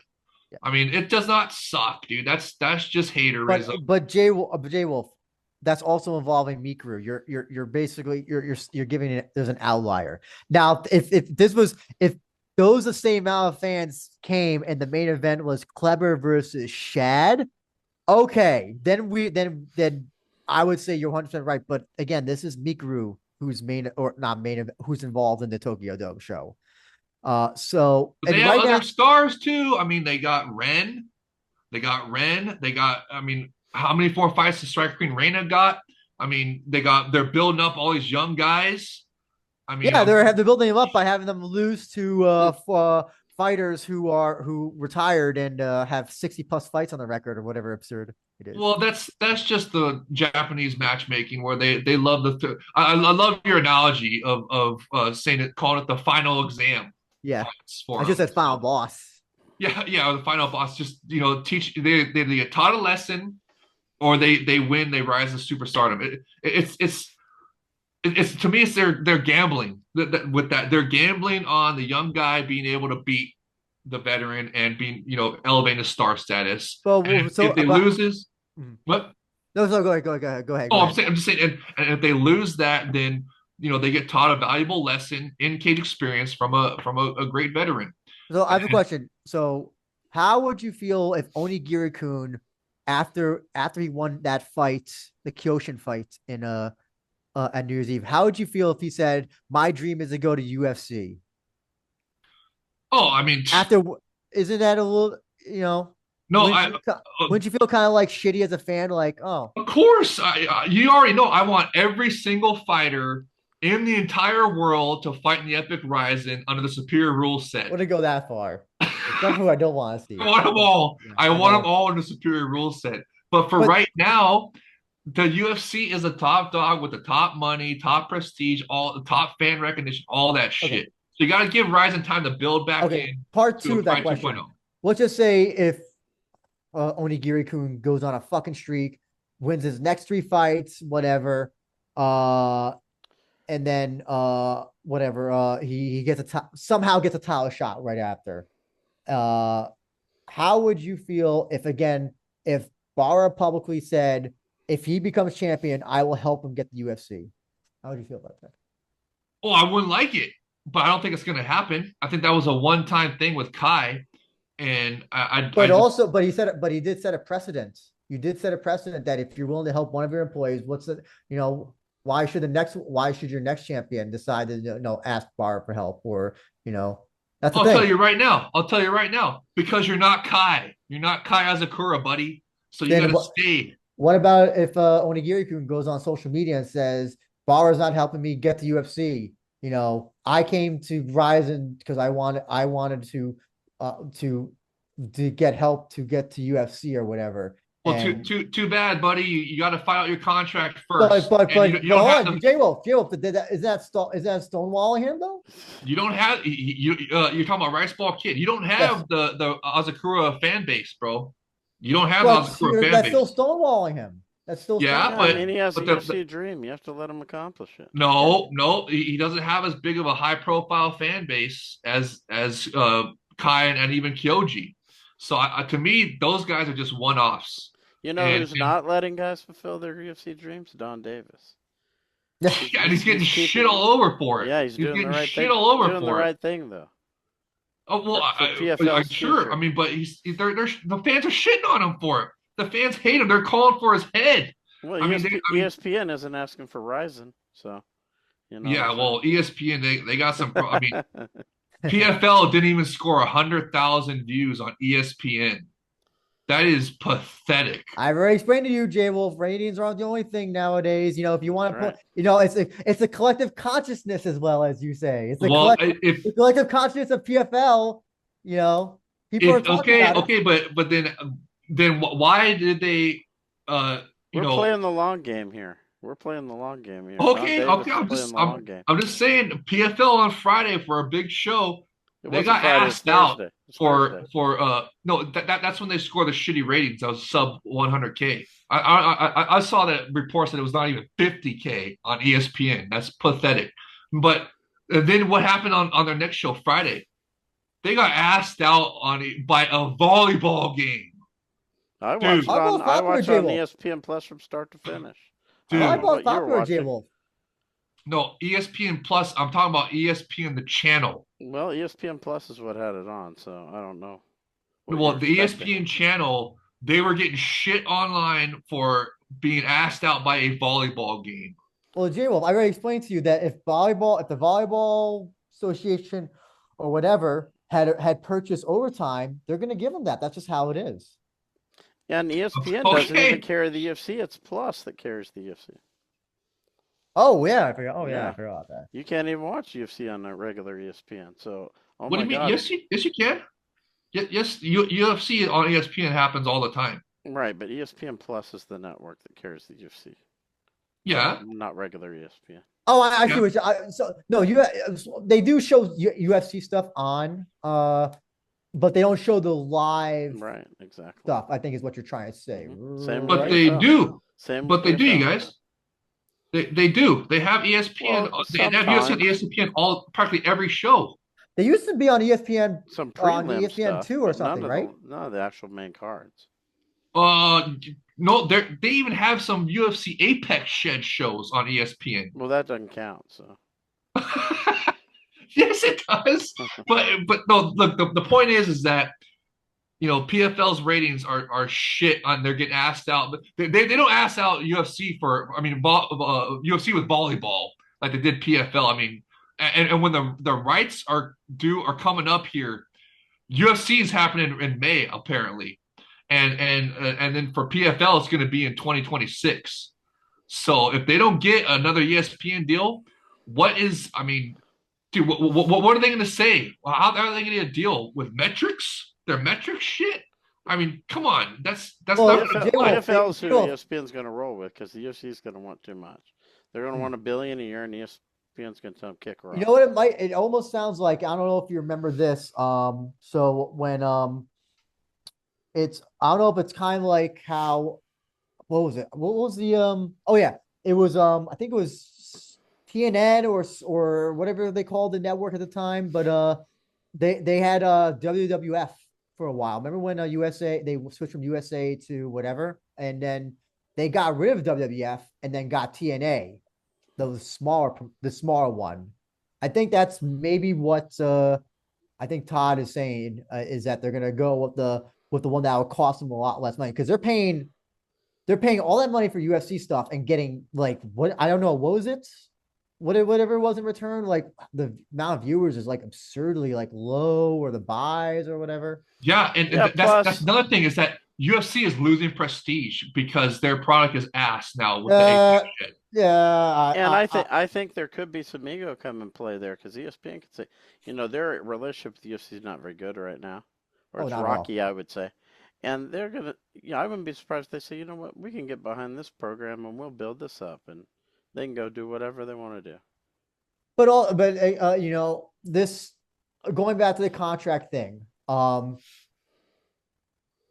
J Wolf, that's what I'm just saying is that like if you want to it by help, I know you would say that, but then if the whole thing is that like, oh, you can cut this, we're gonna help you get your UFC dreams here, then you have to do that for every fighter, no matter how small or how shitty their record is or whatever. Why do you have to? They Because can you just say set the no. precedent. You set the precedent with Kai and Well, then take the maybe precedent Kyoji. away.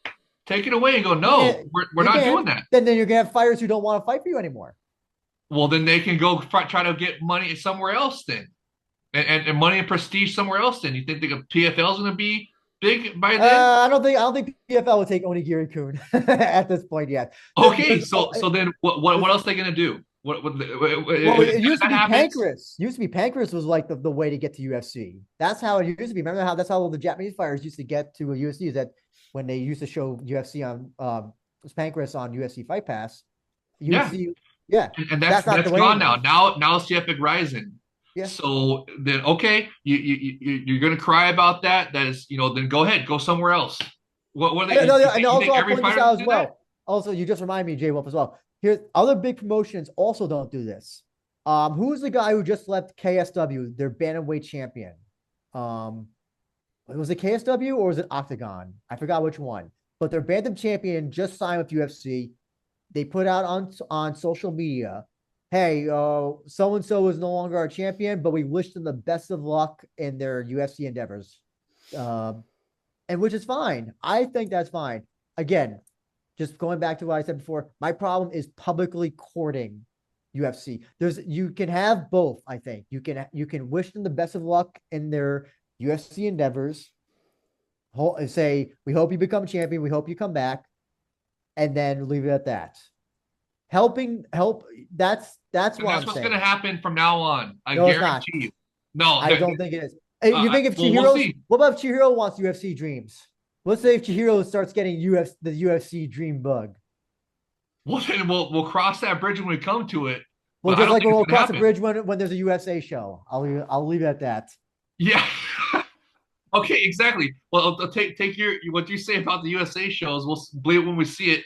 I'll believe it when we see it about Chihiro and them.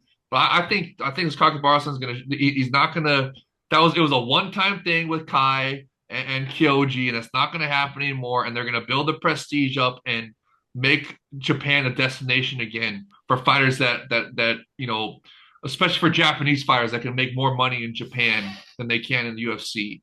So it just takes time. Well, it'll get there, but you just for right now, I think they're doing the correct term, and I don't think I think they're going to take away that precedent, and they're going to slam the door on that knock. So unless you know, I mean, they have got to just. But I agree with you, Drew. I don't like it, but I'm playing devil's advocate here because you already know I want every single freaking fighter in the Epic RIZIN Yeah. fighting under the superior rule set, and I don't care about UFC. I mean, I still watch them obviously, but I you know I would much rather be watching Epic RIZIN every single weekend. But it just as of for right now, where it's at right now, they got to be doing this type of stuff and not because it is garnering goodwill with the fans. Fans see that Bargo does not stand in the way of fighters, does not block them, does not lock them down, all that. And you know what Bargo's got to do, and the Epic Rising's got to do? They got to change the contracts. Get it in there. Get a damn champions clause in the contracts. Get the championship fights 5 rounds. Bring back 10-minute rounds or something. That's nothing that's got to be done. They have got. I mean, the last man standing is the way that that's very promising. So that to me that shows that they can adapt. I don't know if it's something when I don't know how the Japanese contracts work if they're like if they can't sign them to a 5 round fight for the title fight or whatever. That's why they got to do the special last man standing to make it unlimited rounds or whatever. But that is something that definitely needs to be remedied in the future, which would also help retain fighters and prevent them from going to the UFC. Also, if they do the 5 round fights, that could also be for the fighters that do want to go to UFC eventually. But hey, since RIZIN is the premium platform to get you to the UFC without having to go through Tough or Dana White Contender Series or fighting on the UFC Apex shit or all that crap, now they got 5 round fights as well. That I can really show my worth to UFC right now, to do that right now while UFC is a top dog, has the most prestige, all that stuff. While RIZIN's building back up to that, I think it's a good thing. But there's a danger with that, which is what I hate the most about this whole thing about fighters going to UFC is our beloved superior rule set and your theory about how fighters they're not utilizing it enough because they want to show Dingleberry Dana in the UFC that hey, I can fight and win fights without using the superior rule set, and I can fight and contend in the UFC.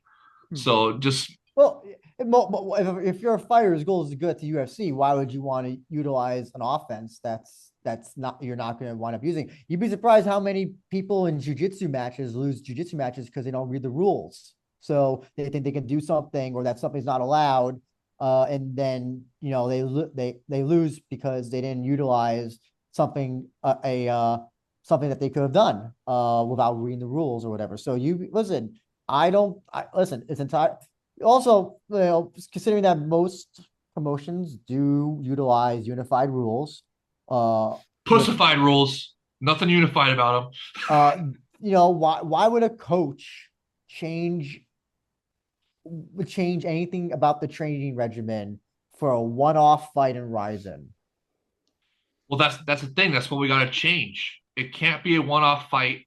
It cannot be. They got to once they build that prestige back up. Once they offer competitive contracts, monetarily, that all that shit's gonna go away, and it won't be like that anymore. But that is to me that's the biggest danger of all of what you're talking about this precedent of sending guys over to UFC That's what scares me the most above anything is that they're going to stop utilizing superior rule set exactly like you're talking about. Well, Why train for a superior rule set when your goal is to go to UFC and the I'll post say fight rule this. set? I don't think they're going to go that route. I mean, here's the thing. I was worried when they introduced the cage, because Barra's words why they introduced the cage was that they wanted fighters to get used or to get experience in a cage if in case they ever go to UFC. In case they ever go, he said internationally. He never said UFC. So that had me a little bit worried, but also internationally could have meant Bellator, PFL, whatever the fuck. Uh, if they do get rid of the superior rule sets, then I think you basically just count the promotion out Yeah, because no, that's the end of the fucking world if that happens. Mhm. That is like, dude, I will fucking that's no, don't even talk about that. Don't even put that out in the I universe. don't That think I is don't like think they're gonna do that. I don't think they're gonna do that though. I Oh, think good. Ryzen Ryzen Thank has God. probably. UFC dreams, including the rule set. They want to do that. That Don't even talk about that. would be hilarious. Imagine Barrow said, we have dreams of being like the UFC. No more, no more SRE rules allowed." That would be Oh, hilarious. that would be no, that would be disastrous. I would stop watching MMA. I would just, dude, I would be like, forget this. There's nothing left. That would be, don't even talk about that shit. That'd be absolute disaster. End of the world shit. No way. No, our beloved superior rule set is what makes the Epic Rising cool and is gonna bring it back to the Almighty Pride FC. See, that's why I disagree with you though. That like that's why I never want to see it legalized here because that's something that's unique to Ryzen. Oh no, I 100% disagree on that. If it's I think it's just going to be it's going to be amazing if it's legalized here, and it's already started.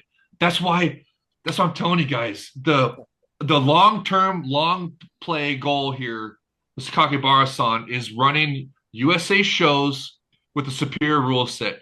For all the shit that we give one championship and Shatri for locking fighters down, all that shit that he does, I give him props for, dude. He got grounded knees legalized in 2 states right now, 2 states, and also that's on top of a couple other states that are legalizing one night tournaments, like actual one night. Oklahoma is the one that legalized the actual real deal three full fights, 8-man one night tournaments. And if they, dude, if they bring over, also incorporate the grounded knees, and the ground knees is the first domino. Now 12 to 6 elbows are allowed everywhere. I mean, the dominoes are falling. Eventually, it's going to get to the full superior rule set with grounded kicks is allowed here, in at least in those states.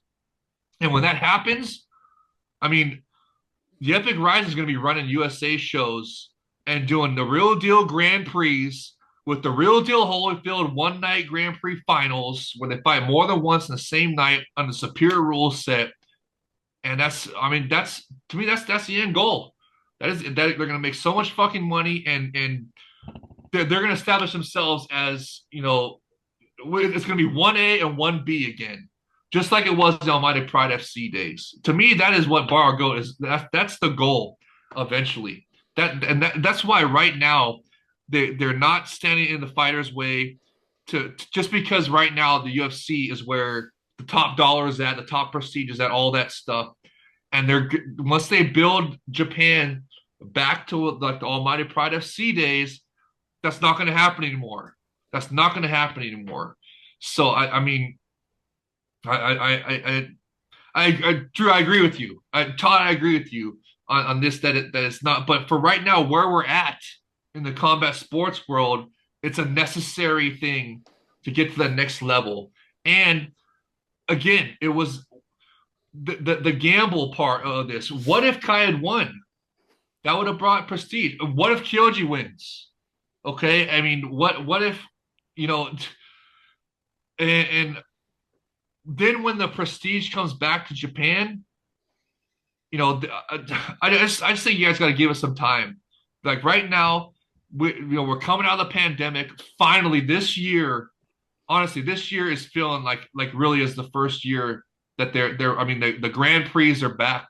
We got 2 Grand Prix this year, international fighters galore. They're talking about bringing over, like Todd was saying. I know he's not a UFC star or whatever, but they're talking about bringing Bader in on New Year's Eve to Ryan Bader, former UFC title contender, former Bellator champion, all that stuff, to face the winner of the heavyweight Grand Prix on New Year's Eve, right? So I mean, they're I know that's not like a level like Connor or whatever, but I mean, come on, that's the beginning steps. The first dominoes are being, or what's it called? Like the first tiles are being laid or something. The foundation's being laid for the future end goal. And the end goal is going to be USA shows on the superior rule set, massive. I mean, making massive money here, and just because this is why President Trump is doing the whole trade war, because we are the top market in the world. And that's why I believe that Sakakibara-san is, his end goal is to come here. Just like it was with Almighty Pride FC. You know this, Todd. Right before the Almighty Pride FC got sabotaged, I don't think it fell. I think it got freaking sabotaged. They were doing Vegas shows.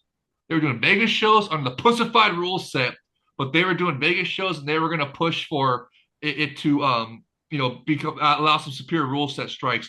And also another factor about running USA shows and stuff is they were on Fox Sports before UFC was on Fox Sports. I'm talking about the Almighty Pride FC. They were on Fox Sports West.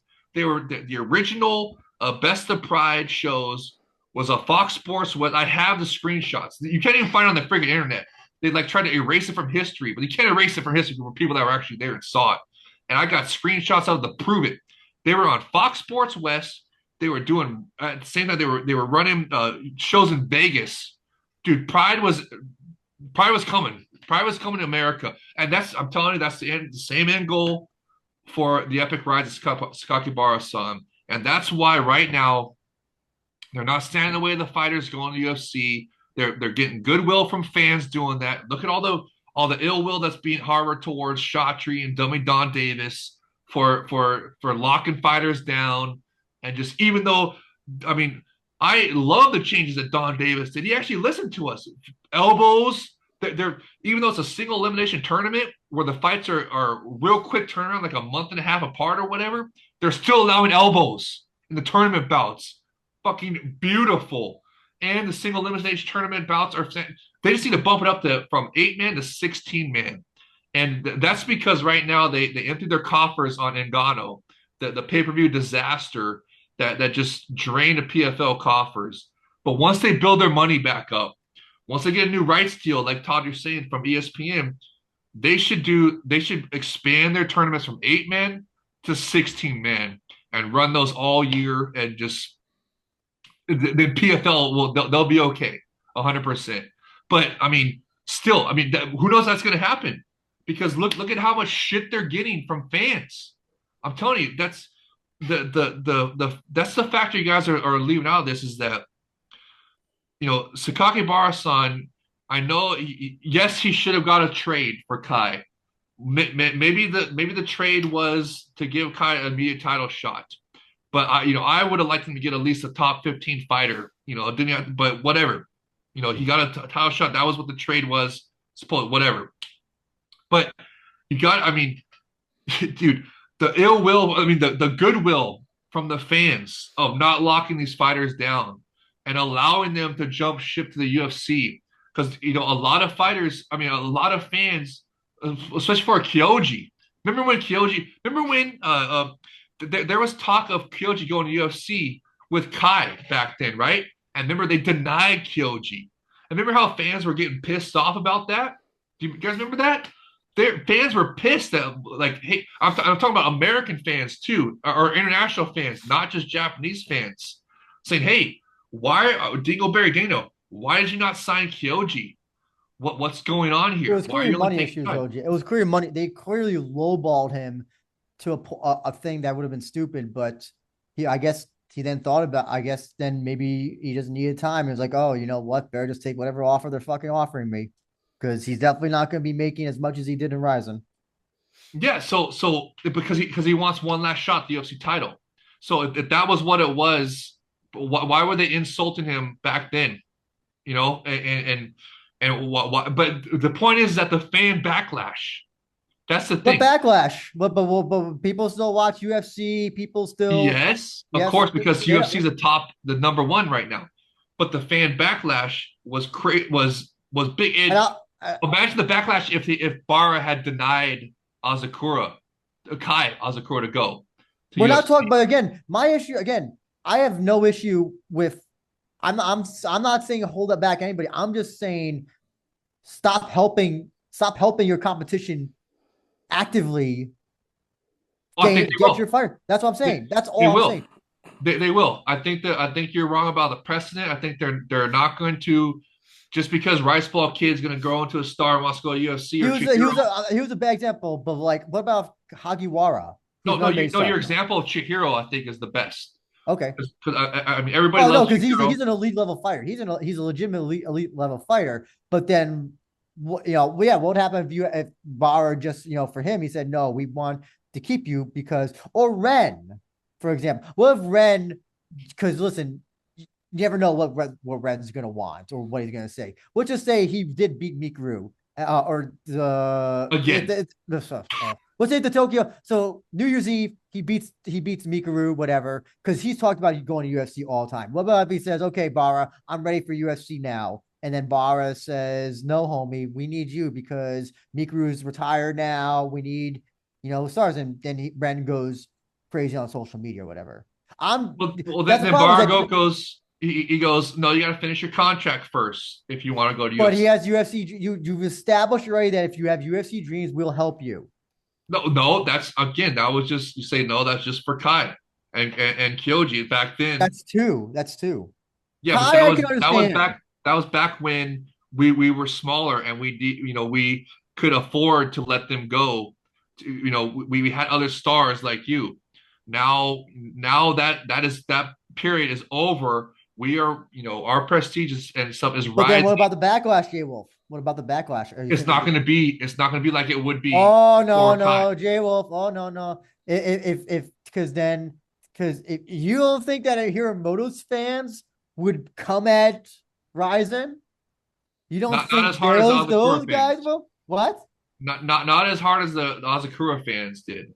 Oh, you don't know that. You don't know that, man. Hiramoto's fans are wackos. And then you have the people who are Black Rose team as well. Then now you have that whole issue as well. So listen, I'm just saying that long term, I think it's a bad precedent. I I think guess we'll just have to wait and see. I mean, I think that I think they're gonna stop that precedent. They're gonna take it away and say, hey, this was just, that was before when we were, we're coming out of the pandemic it's J and Wolf. It's been 5 years. I listen. It's like the pandemic has been over as far as I'm concerned for the last 3 years. When Joe Biden said the pandemic was over at the Michigan auto whatever thing, pandemic is over. It's done for. It's no longer an excuse. It's no longer an excuse well, yeah, to. now it's not, but Yep. it was before, and Okay, it that was was before. at the time.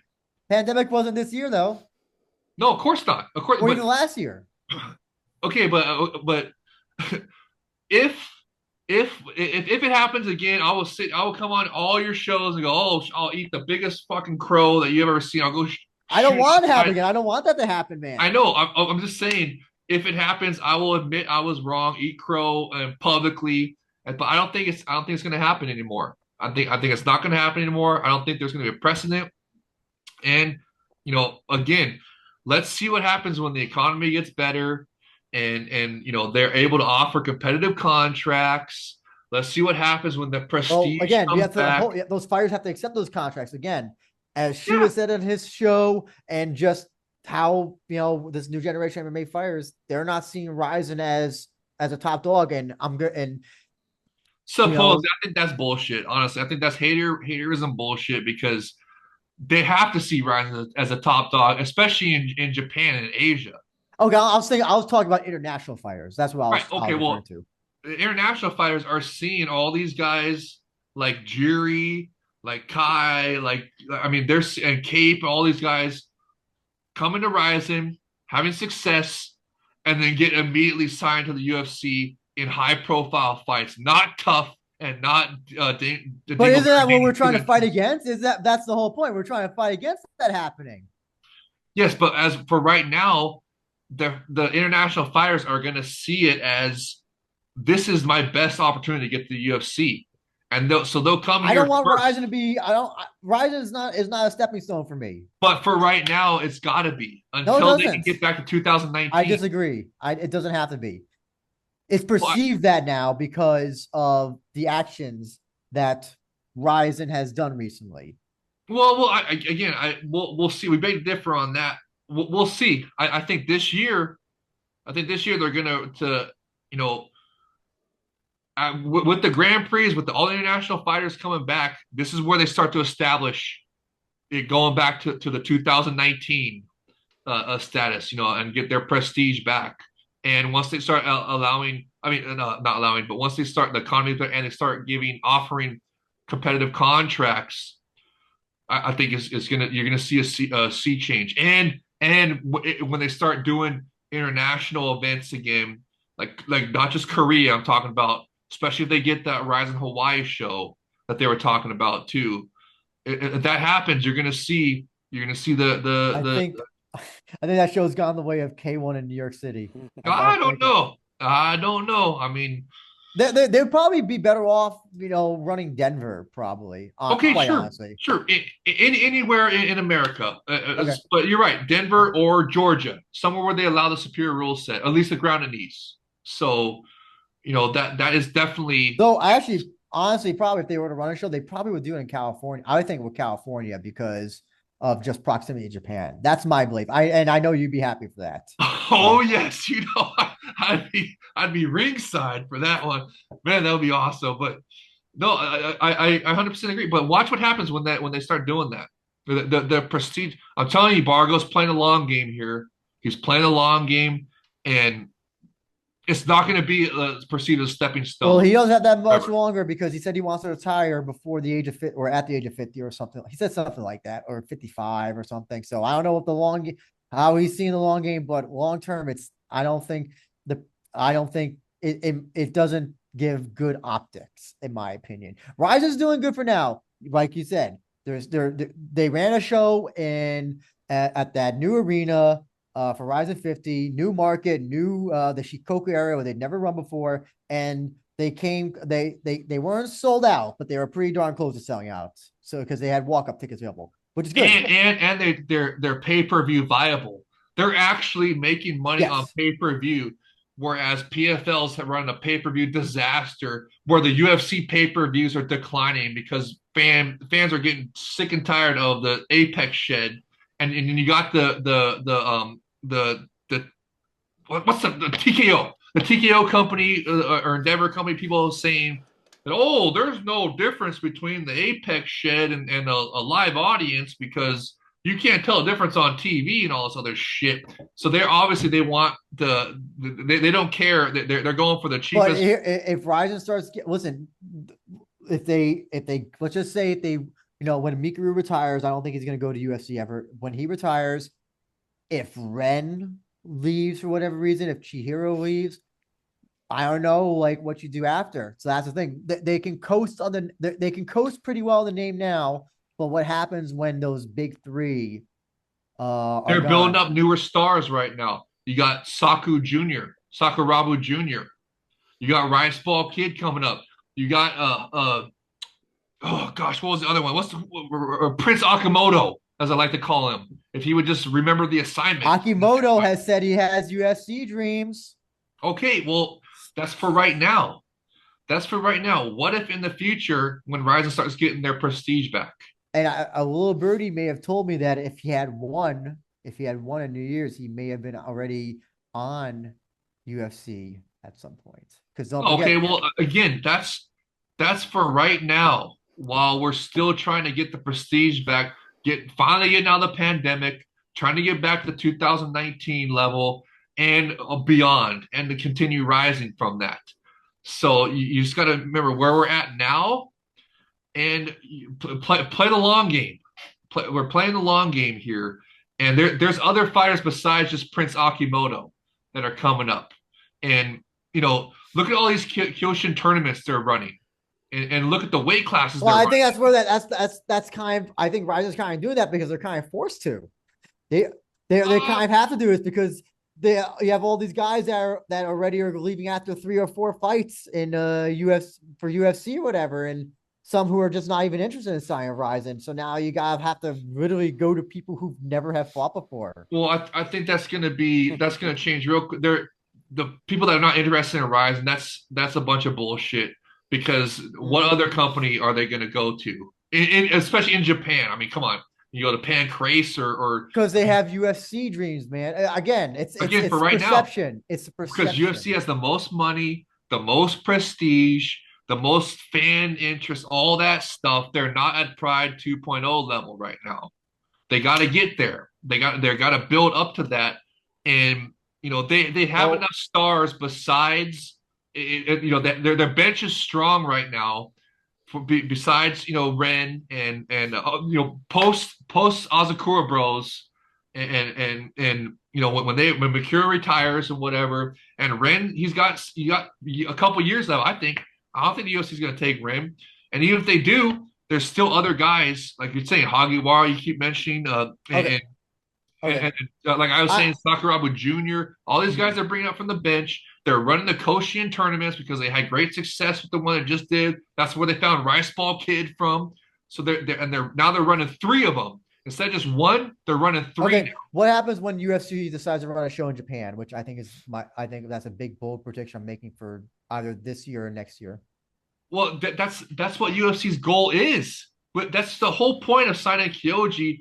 What they're hoping to do is they're hoping Kyoji wins his fight in Azerbaijan, UFC Azerbaijan, and I then don't think I don't think they give a shit if he wins or not. I honestly don't. oh, They'll put him on a I show. disagree because I think their goal is exactly what we're talking about. They want to do a UFC Japan show, and what better to headline a UFC Japan than Kyoji versus Pantoja for the flyweight title? I mean, that's to me that's going to sell out. Well, It'd be Japan's I'll, opportunity. Like, I'll tell oh, you what would sell out. No, Kai versus Kyoji would sell out. That would sell out. I'm okay, not well, so. I mean, that's another option. I mean, there's a lot of options, but that is what the UFC's goal is to run a UFC Japan show. What would you do if Ryzen helped UFC with that show? How would you They're feel? probably going to. I don't want you to get pissed off when they do because as of right now, again, they're trying to get back the prestige of Almighty That's Pride not helping FC. prestige, man. I don't know, but Uh, that's that. I How is don't know. I helping mean, you? if they do a UFC Japan show and they have a bunch of Rising fighters on the UFC Japan show, and those Rising fighters have a great Well, showing, well, first of all, hold on, are you talking about former or are you talking about current?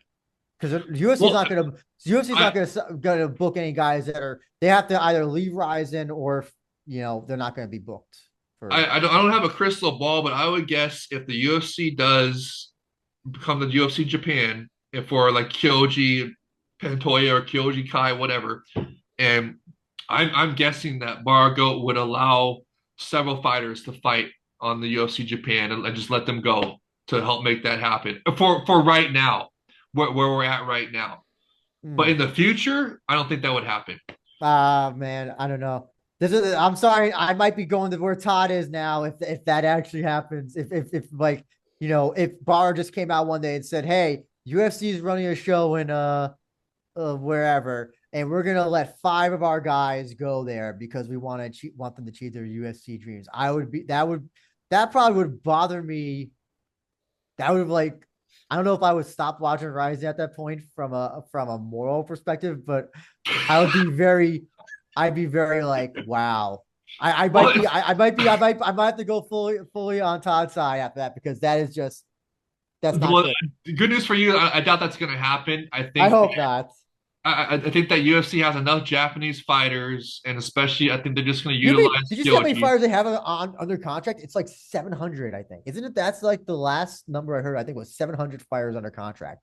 No, I'm talking Uh, about Japanese fighters. no, but I just like that's the astounding amount of fighters that they have. They have 700. They'll have no problem adding 100 more if necessary.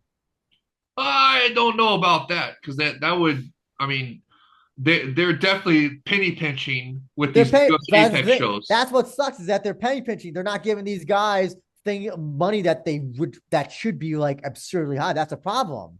That they're just they're gonna sign these fighters to 12,000 the show, 12,000 the win, or 15K, whatever. Less for road to UFC, by the way, as well, which is under like 10,000, by the way. Yeah, So and the only reason they're allowed to do that, I mean, not allowed, the only reason they're able to do that right now is because they got the prestige and the top dog status all and the UFC media lapdogs all on their back. I mean, that could change.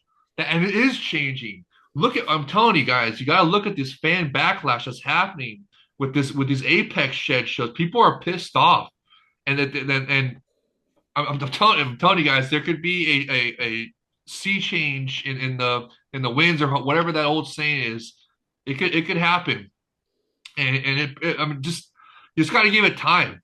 Again, the momentum from 2019 was stopped because of the stupid pandemic that took years to recover from. We are just finally now coming out, recovering from that. And now we're rising. I think this year is so key and just and it's already started fantastic. It's already, I mean, and look at what they're doing now. Look, they got they are obviously pay-per-view viable. Now they're going to be running more shows. There could be a legit subscription viable company. I mean, if they have a show every single month with 15 plus bouts on each show, I'm getting a prescription. I mean, a prescription. I'm getting a subscription immediately, and I won't be the only one. So, I mean, you guys got to look at the long term goal. Look at where we're at right now, where the mixed martial arts combat sports world is at right now, with the UFC being the top dog, and just look at the long game and what is the potential for the long game. And again, I think that with Kai and Cody, I think those are one offs. And I think that's because they were, coming out of the pandemic, all that stuff, and the fan backlash that could have happened, all that stuff, and that right now the UFC is perceived as the top monitor. Well, not just perceived; they are the top, even though they're lowballing fighters like Kyoji. They got the top prestige. There's the perceived as a top dog, all that stuff. So I mean, you just got to give it time for us to get back into the Pride 2.0 status. And once we get that prestige, then the Japanese fighters are going to stay. Because like Todd was saying, there's so much more opportunity for Japanese fighters in Japan. If they become a star in RIZIN, then they'll stay in RIZIN to make money. All the opportunities that Todd's talking about in Japan for making extra money, they'll do it. And because there'll be no more prestige in the UFC, there already have been a first UFC Japanese champion, all that stuff. And if their product keeps going downhill, they refuse to stop running Apex Shed shows, bringing the product down, and bring the prestige of the product down. I mean, it's those UFC dreams, Todd's favorite phrase. They'll go away. There won't be no UFC dreams anymore. It'll be Japan dreams. It'll be Almighty Pride FC dreams. And I got an idea. What if they buy the Pride FC name back? oh, that's never gonna happen. How do That'll you never know? happen. How do you know? What if Dingleberry Dana steps down and the UFC is so penny pinching that they want money and they get offered for the Pride FC brand? Well, that's the thing. They're so pain pitching. They would want like they're not gonna say like, oh, we'll take it for like $5,000. They're gonna they'll ask for a lot of money that RIZIN I'm sure wouldn't want to give over, or maybe not even can give. Well, it probably. I bet you they get it up for. And I'm gonna talk about the library. They can keep the library. Just give me the name back. Oh, that makes no sense though. The I think you're library getting out of the getting a little. Okay, out well, of I'm the just saying that. I box mean, they can offer him like a Mayweather purse for it. you don't want that. No, we don't want that. I think Okay, it's just an idea thrown out There'll there. only be high school Kyokushin people fighting on RIZIN from now on. But those Kyoshin tournaments are a great point. That is the beginning steps of building stars again to replace guys like Makuru and Ren and all these guys that are they're going to age out eventually. You're right to a degree, but it's also I think because these guys aren't going to be or aren't going to leave like immediately or will have the cachet to leave quickly. As you know, seems like a lot of people in RIZIN are doing now lately. So there's that. Like some guy who wins the Kyoshin tournament isn't going UFC ain't going to sign him. So you don't have to worry about that. You don't have to worry about that you probably pay them lower salaries as well because they're just beginning. So there's that. There's a financial thing in there as well. And in turns, yes, it finds stars, but also matching them up against. You got to also be smart of matchmaking them and matching them up against people that former WEC contenders is not exactly the way that you exactly build them up, in my opinion. Well, Also, that's I one more thing Oh, before we finish. yeah. ONE FC put on a better show than RIZIN did the other day in Japan, in my opinion. shit. No, they didn't. Come on. Rod Tank Takeru was better than anything RIZIN could do. No way. I think so. And Laramie blew the. I mean, dude, blew No, that. I'm saying from a standpoint of a significant fight.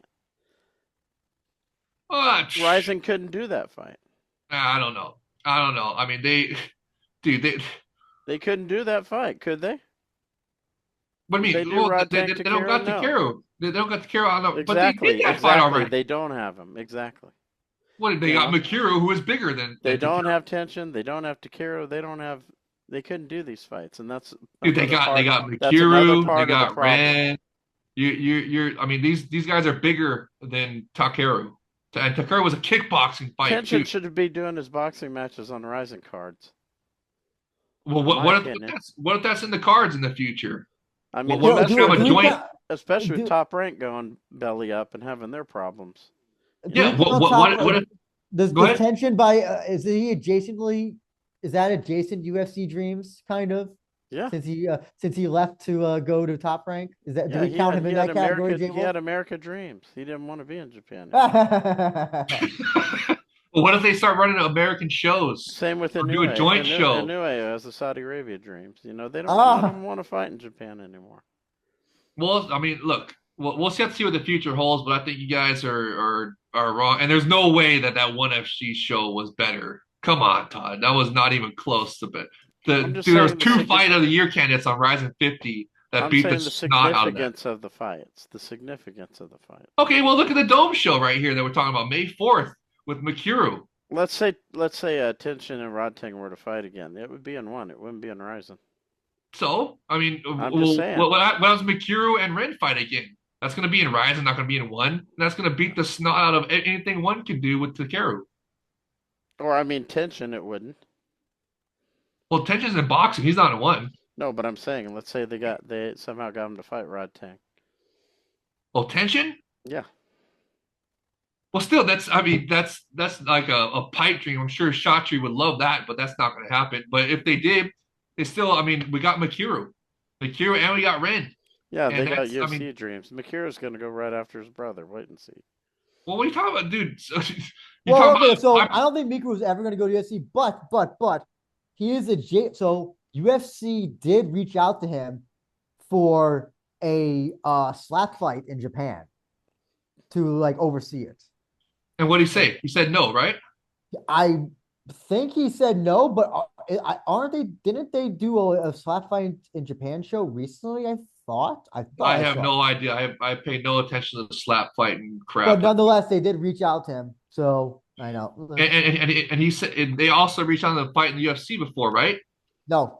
As far as I know, he's never been reached out for UFC as far as. Okay, well, because I remember hearing that Mikuru, he would never go to UFC because he's making so much money now with exactly. But he's an exception, though. That's an exception. That's okay. Well, that is an extreme exception. In the future, that could become the rule.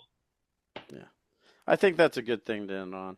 Yeah, it's a good thing. Okay, we've already gone on a lot of hours here. I'm so sorry. I'm so sorry. No. Let's talk for another hour. Come on. No. I know J-Lo wants to talk forever. No, because I got to get going actually. But yeah, I appreciate you guys doing another episode. It's been a long time, and hopefully can do another one when there's something interesting pops up. But everyone who's into Japan MMA, I'm glad you got to witness another Japan MMA beat. Andrew, tell them where they can find your stuff. We are Rising Podcast, YouTube. Please subscribe, like, watch, buy Shroom Bars as well. They're our podcast sponsor. Code WAR at checkout for 25% off. Send a as few to well. Edson while you're at it.